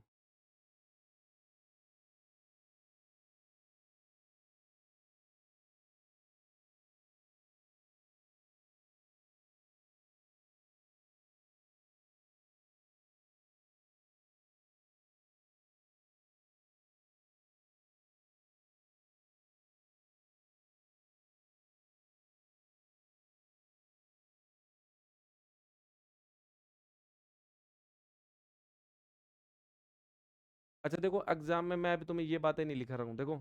एग्जाम में तुम इसके ऐसे भी कर सकते हो। मैं तुम्हें बता दूंगा कैसे लिखना है। देखो, ये जैसे एक गन है, इलेक्ट्रॉन गन है, लिखते लिखते सुनो तो, इलेक्ट्रॉन गन है तो तुम इसके लिख सकते हो कि apparatus के भाग कौन कौन से होंगे, मेन पार्ट ऑफ एक्सपेरिमेंट, तुम लिख सकते हो इलेक्ट्रॉन गन, तो electron gun is a device which generated a beam of electron, अरे लिख सकते हो ना ऐसे, तो ये तुम्हें खुद ही लिख सकते हो, है ना। फिर जैसे निकल क्रिस्टल क्या है, डिटेक्टर क्या है, तो ये बातें मतलब लिखवाने वाली नहीं होती, ये बच्चों को लिखाई जाती हैं। अपने तो मेन मेन मुद्दा मुद्दा करेंगे, समझ गए ना। और वैसे इतना हो जाएगा ये कि राजस्थान यूनिवर्सिटी के 3-4 पन्ने भर जाए तो बहुत है, तो वैसे भी फालतू की चीज़ें लिखने की कोई जरूरत है नहीं, समझ गए ना।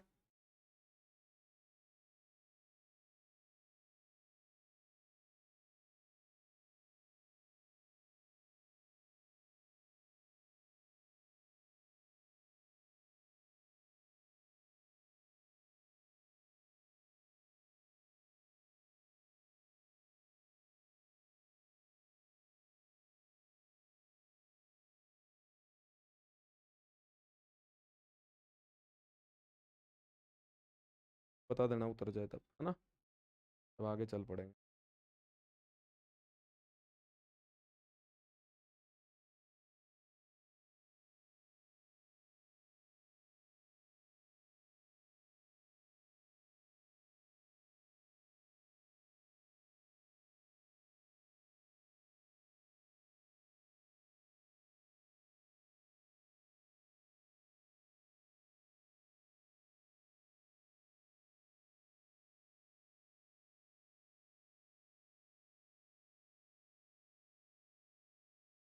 कल की छुट्टी चाहिए क्या? चाहिए? मैं बताओ मेरे को चाहिए तो, मेरे को काम है इसलिए।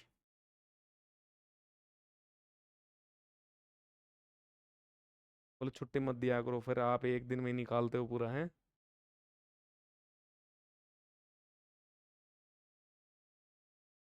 थोड़ा सर,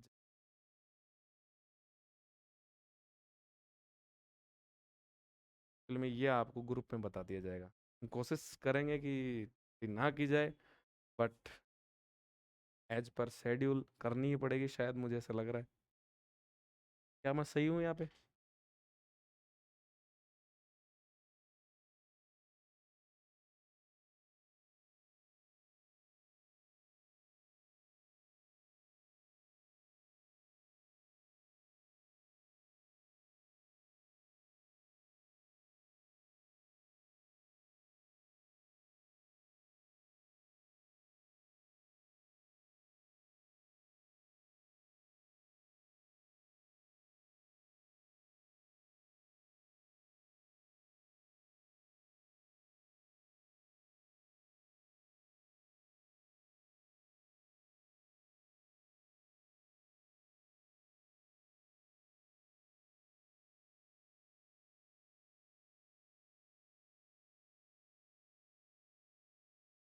लिखे आगे, हो गया ना, चलो आगे। देखो, यहाँ से देखो,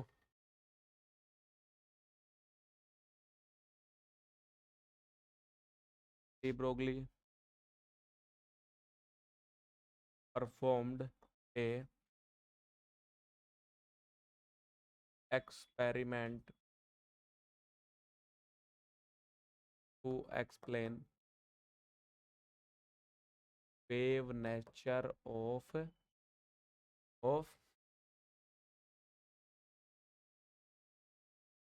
electron,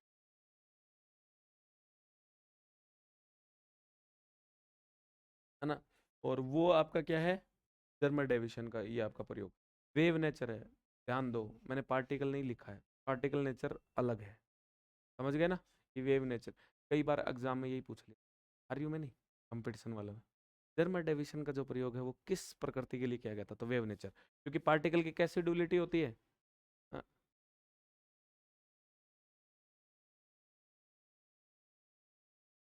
पार्टिकल लिख देता हूँ, हैविंग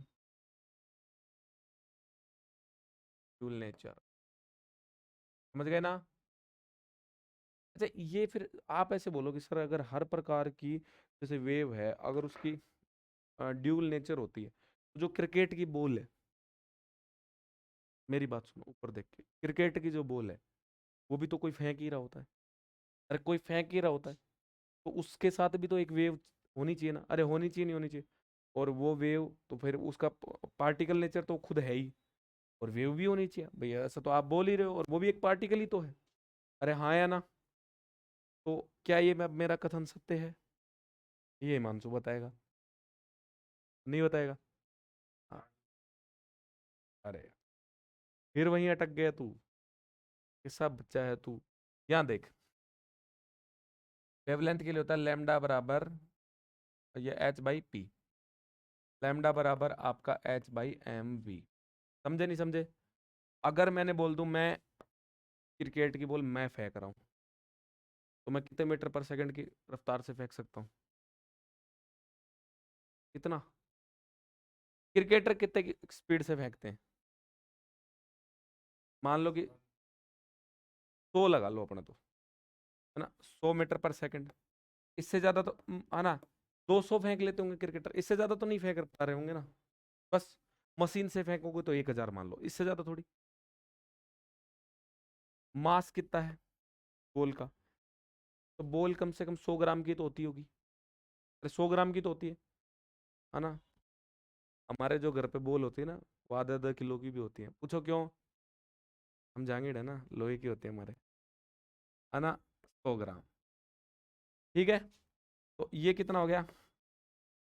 10⁻⁻1 kg। अरे बोलो हाँ या ना? सही है ना? सही है। अब अगर इतना हो गया, यहाँ से कैलकुलेट करो, 6.626 इंटू 10⁻−34 अपॉन, ये हो गया 10⁻−1, और ये हो गया 10⁻2, ये हो जाएगा आपका 6.626 इंटू 10⁻−1, और ये 35। सही है क्या? ये आ गई वेवलेंथ। अब मुद्दा क्या है, मुद्दा सुनो आप। मुद्दा ये है, 10⁻−15 मीटर के ऑर्डर की घटनाएं जो है न्यूक्लियस में हो रही होती हैं, वो तो तुम्हें दिखाई नहीं देती, और तुम चाह रहे हो तुम -35 वाला देख लो। अरे क्या पॉसिबल है? नहीं तो है, होती तो है उसके साथ, पर we can not suitable technique to see this type of event. अरे हाँ या ना? तो होती तो है पर दिखती नहीं, उसका रीजन पता लग गया ना आज? लग गया। बस, तो ये सब थी फालतू की बातें, है ना, इसको तुम ज्ञान समझ सकते हो।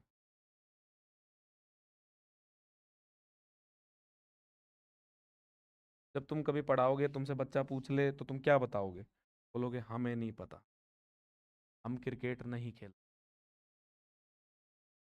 चलो देखो, ए इलेक्ट्रॉन, ओ ए इलेक्ट्रॉन बैठे रहने के लिए नहीं है, अब उतारो साथ साथ, है ना। A electron beam emerged from electron gun an incident on nickel, ओ निकिल का मिकिल हो गया है, किल crystal, than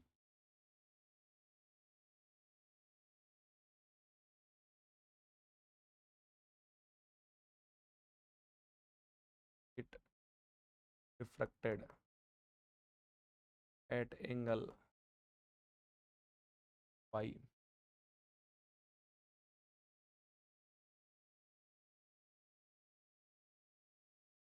pi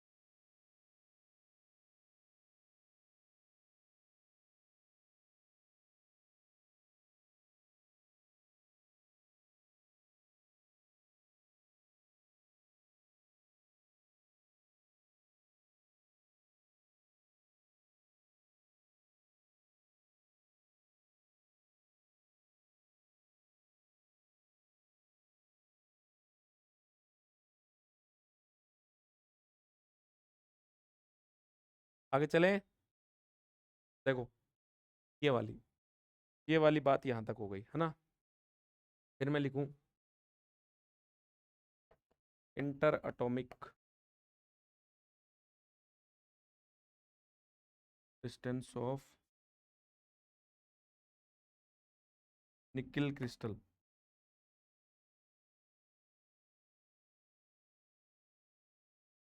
nickel crystal is ना, और ये आपका डी बराबर आपका 2.115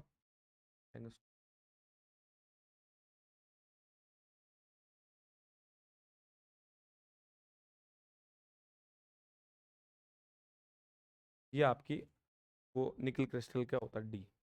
ठीक है, चलो यहाँ से देखो आप, ये आपका जैसे मान लो कि निकल के क्रिस्टल,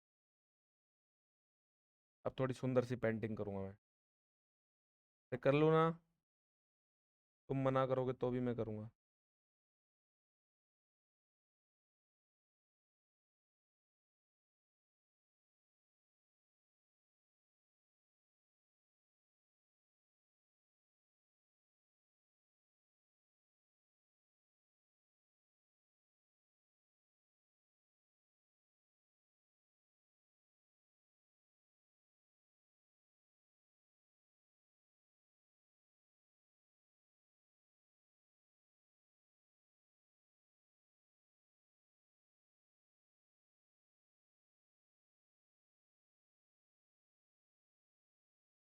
ये देखो, ये वाले जैसे निकल क्रिस्टल के अंदर एटम्स होते हैं, अरेंजमेंट ऐसे ही तो होते हैं।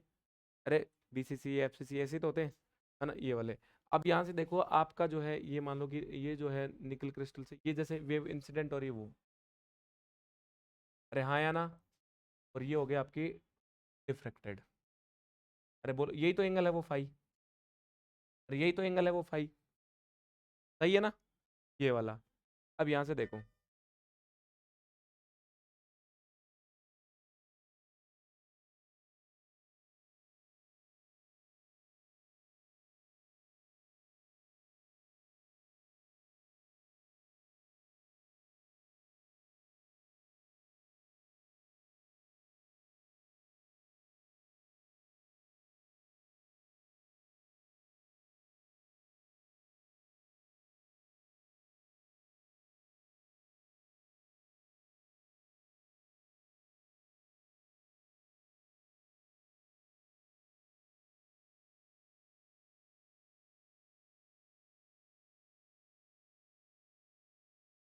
सही है ना ये वाला, ये निकल क्रिस्टल के एटम है।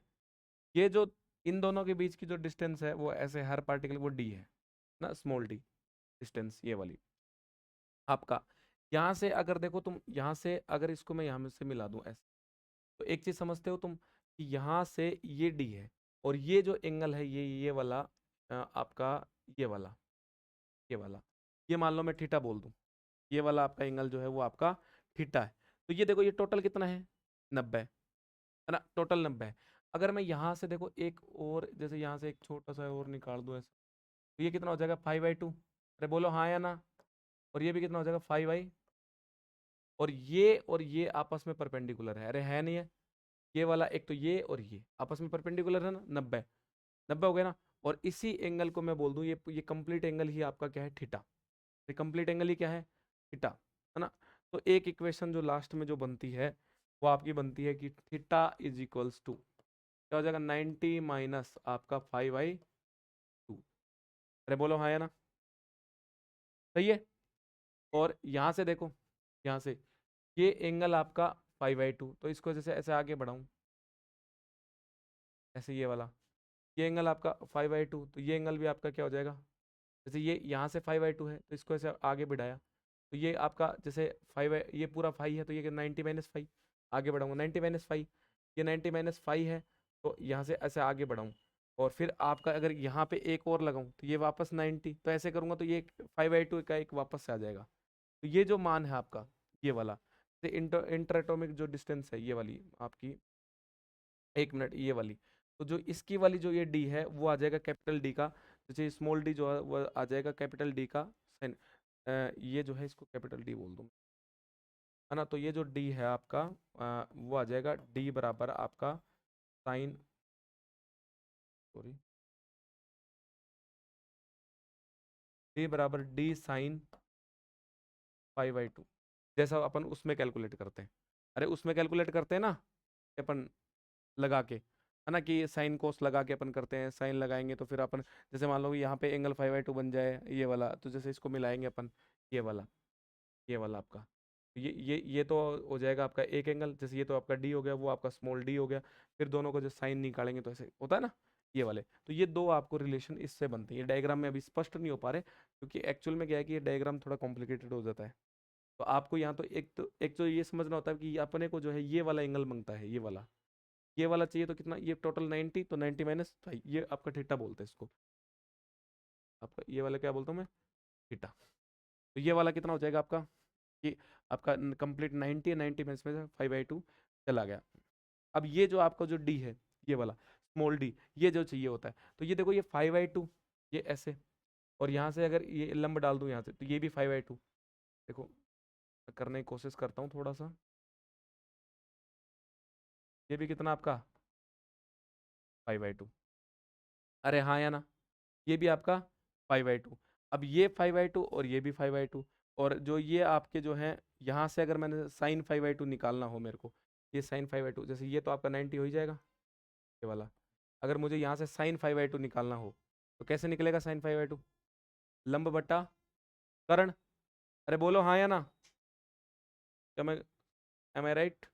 तो यहाँ से अगर ये 5/2 पढ़ो आप यहाँ से, ये हो गया इसका लंब, और ये कितना हो गया कर्ण, अरे है नहीं है, ये लंब जो है ये इसका, ये जो डिस्टेंस है दो एटम के बीच की, ये तो आपका हो जाएगा डी, मानो इसको ना, और ये आपका कैपिटल डी, ये वाला कैपिटल डी, ठीक है, ये वाला सब क्या है कैपिटल डी। तो ये आपका कितना हो जाएगा, यहाँ से साइन 5/2 निकालोगे तो कितना आ जाएगा, डी बाई, वो वाला हो गया ना, ये वाला थोड़ा सा समझ में आ गया ना, थोड़ा सा हल्का सा बस। ये दो इक्वेशन भी अगर तुम्हें याद रह जाएंगी तो फिर ठीक है मामला, है ना। यहाँ से अब देखो, यहाँ से अब तुम्हें पता लग गया है कि डी बराबर आपका कितना होता है, डी और साइन 5/2, और आपका थीटा बराबर है आपका 90 माइनस 5/2। पाई का मान कितने पे मैक्सिमम आ रहा है, 50 डिग्री पर, तो आपका थीटा का मान कितना होगा, 90 माइनस आपका 25, 50/2 ही कर देता हूँ एक बार के लिए, 50/2, और ये हो जाएगा आपका 65, अरे कितना हो जाएगा 65, तो ये 65 तो डिग्री हो गया, अरे सही है। और आपका डी का मान कितना है, 2.15 एंगस्ट्रॉम, है ना। ये आपका स्मॉल डी निकालोगे तो ये आपका कितना हो जाएगा, स्मॉल डी निकालोगे तो ये आ जाएगा 2.15, है ना, और एंगस्ट्रॉम इंटू आपका साइन, और ये आपका फाई का मान 50, तो ये आपका 25 हो जाएगा डिग्री, है ना। और जब इसको कैलकुलेट करोगे तो आ जाएगा 0.91 एंगस्ट्रॉम, अरे कितना आ जाएगा 0.91 एंगस्ट्रॉम। ये मान याद कर लेना भैया ना, ये क्योंकि साइन 25 के लिए सब याद नहीं रहेंगे, हमें भी याद ही है, तो तुम भी याद ही कर लेना, ठीक है। ये वाला आपका ये आ जाएगा, ठीक है। अब देखो क्रोम,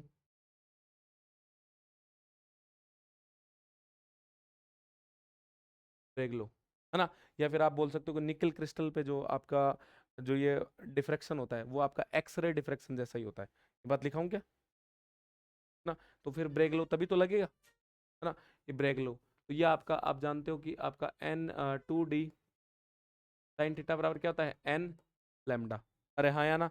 तो n बराबर 1 फॉर मैक्सिमा, गुड़िया साथ साथ मत उतारे गुड़िया, चोरी लिखना ही होती है बस साथ साथ, ये वाला। और ये हो जाएगा आपका 2d साइन थीटा बराबर आपका लैम्डा, अरे हाँ या ना। थीटा आपके पास है, अब थीटा कितना है 65, 2, और ये आपका 0.91, और ये आपका साइन 65, रखो मान,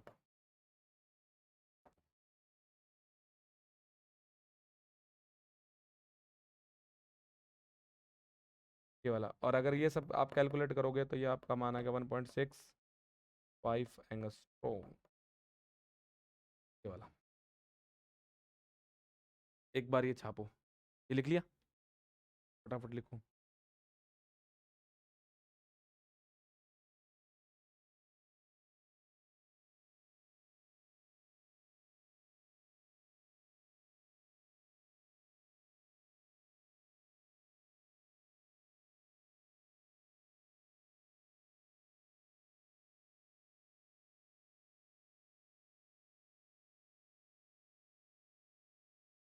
हो गया?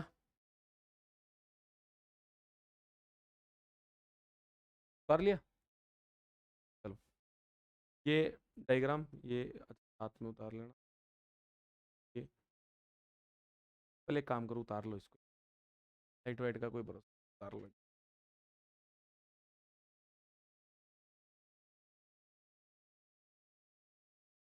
देखो, अगर इतना सही से नहीं बने ना तुम्हें डायग्राम, तो तुम फिर वो लास्ट में याद रख लेना ना। ऐसे तो मैंने बनवाने की कोशिश की है, बना भी होगा शायद, वो बना भी लिया। अब बस साथ साथ उतारने का नतीजा।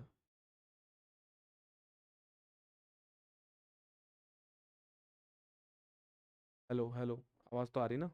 तो पता लगे अपन पूरा गा दिए। आ रही, आ रही। क्या? हाँ, लेकिन वो आगे फिर मैंने रिवाइज करा दिया। नहीं, 20 मिनट नहीं आई थी, इससे ज्यादा तो नहीं।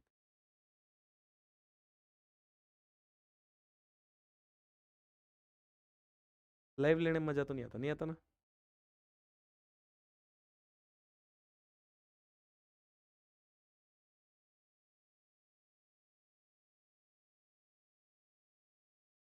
ये भी काफी लंबी हो जाएगी।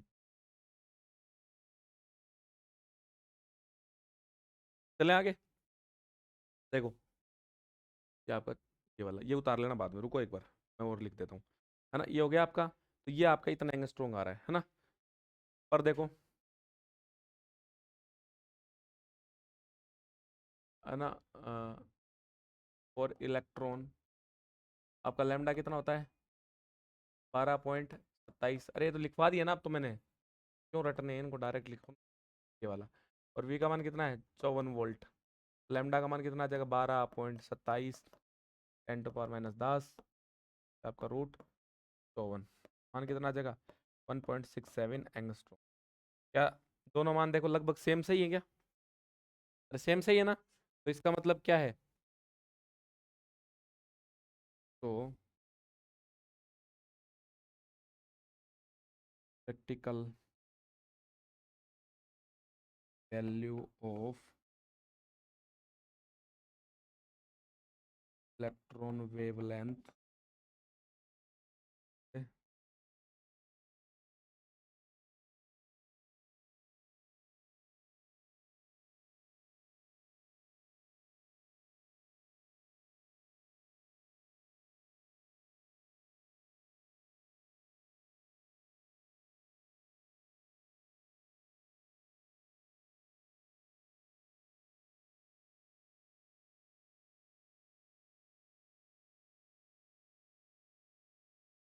ऑलमोस्ट इक्वल तो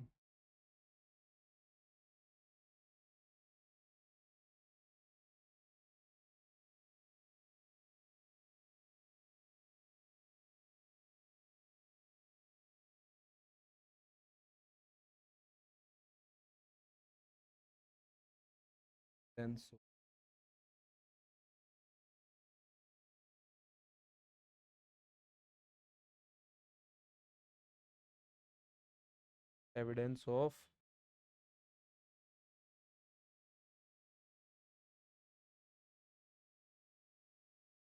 वेव नेचर।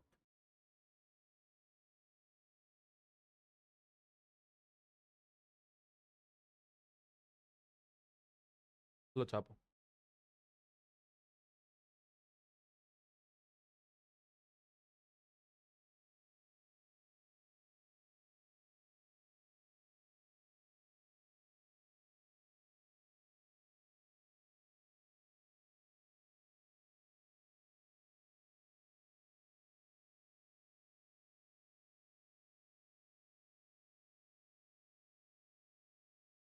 हो गया?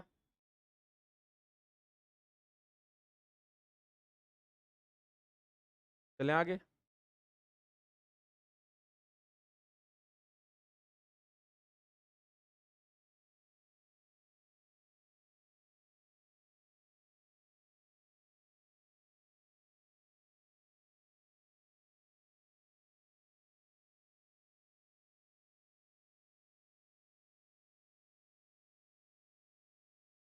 लेना?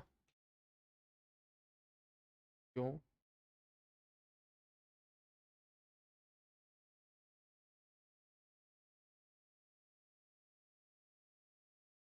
इतना तो है ही नहीं बोर्ड पे।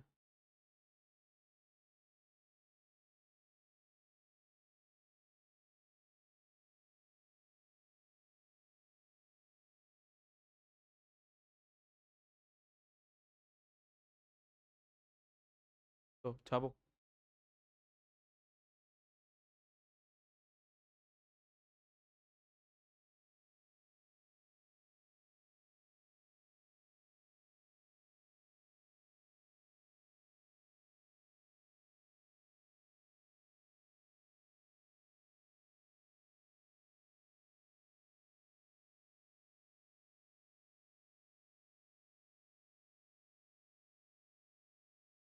क्यों नेटवर्क नहीं चल रहा? कनेक्शन कैसे बता रहा है? चल तो रहा है, क्लास तो आ रही है।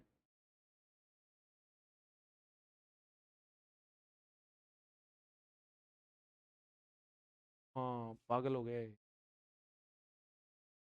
चले आगे।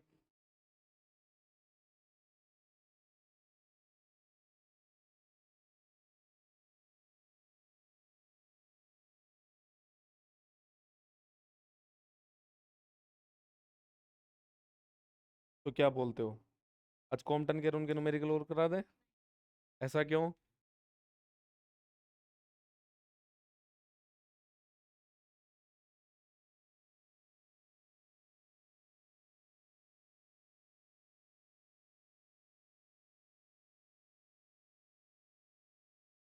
हो गया?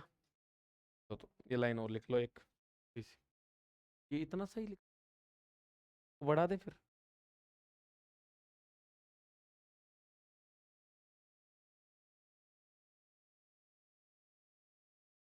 देखो अब एग्जाम में आएगा ना ये वाला, तो देखो वैसे तो कोई कम नहीं है, छोटा नहीं है ना?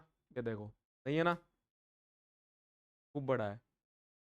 लेकिन अगर फिर भी तुम्हें छोटा लगे और तुम और ऐड करना चाहो, तो ये तुम्हारी इच्छा है कि तुम इलेक्ट्रॉन गन के बारे में लिख सकते हो, क्या करती है, निकल क्रिस्टल के बारे में लिख सकते हो, है ना? डिटेक्टर के बारे में लिख सकते हो, जो बीम को डिटेक्ट करता है, संसूचित करता है ना? ये स्केल के बारे में लिख सकते हो, है ना? ये तुम लिख सकते हो। और तुम लिख सकते हो कि हमने जो है यहाँ पर एक पावर सप्लाई भी ऐड कर रखी है ना? तो ये सब बातें तुम लिख सकते हो, और वो किस में आ जाएंगे, पार्ट ऑफ डायग्राम, है ना? पर ये सब अपने 12th क्लास में पढ़े हैं, तो लिखने की कोई आवश्यकता नहीं है। अभी मुद्दा ये नहीं है, मुद्दा क्वांटम पढ़ना है, समझ गए ना? इसलिए मैंने जो क्वांटम के हिसाब से जो जरूरी था वो करा दिया। ठीक है। तो अपन जो है बाकी बात करेंगे न अगली क्लास में। और अगली क्लास में जो है हाइजेनबर्ग की अनसर्टेनिटी जो प्रिंसिपल है अपन वो पढ़ेंगे। और आपको मैं बता दूं कि आपकी यूनिट का एक पार्ट पूरा हो चुका है। ठीक है।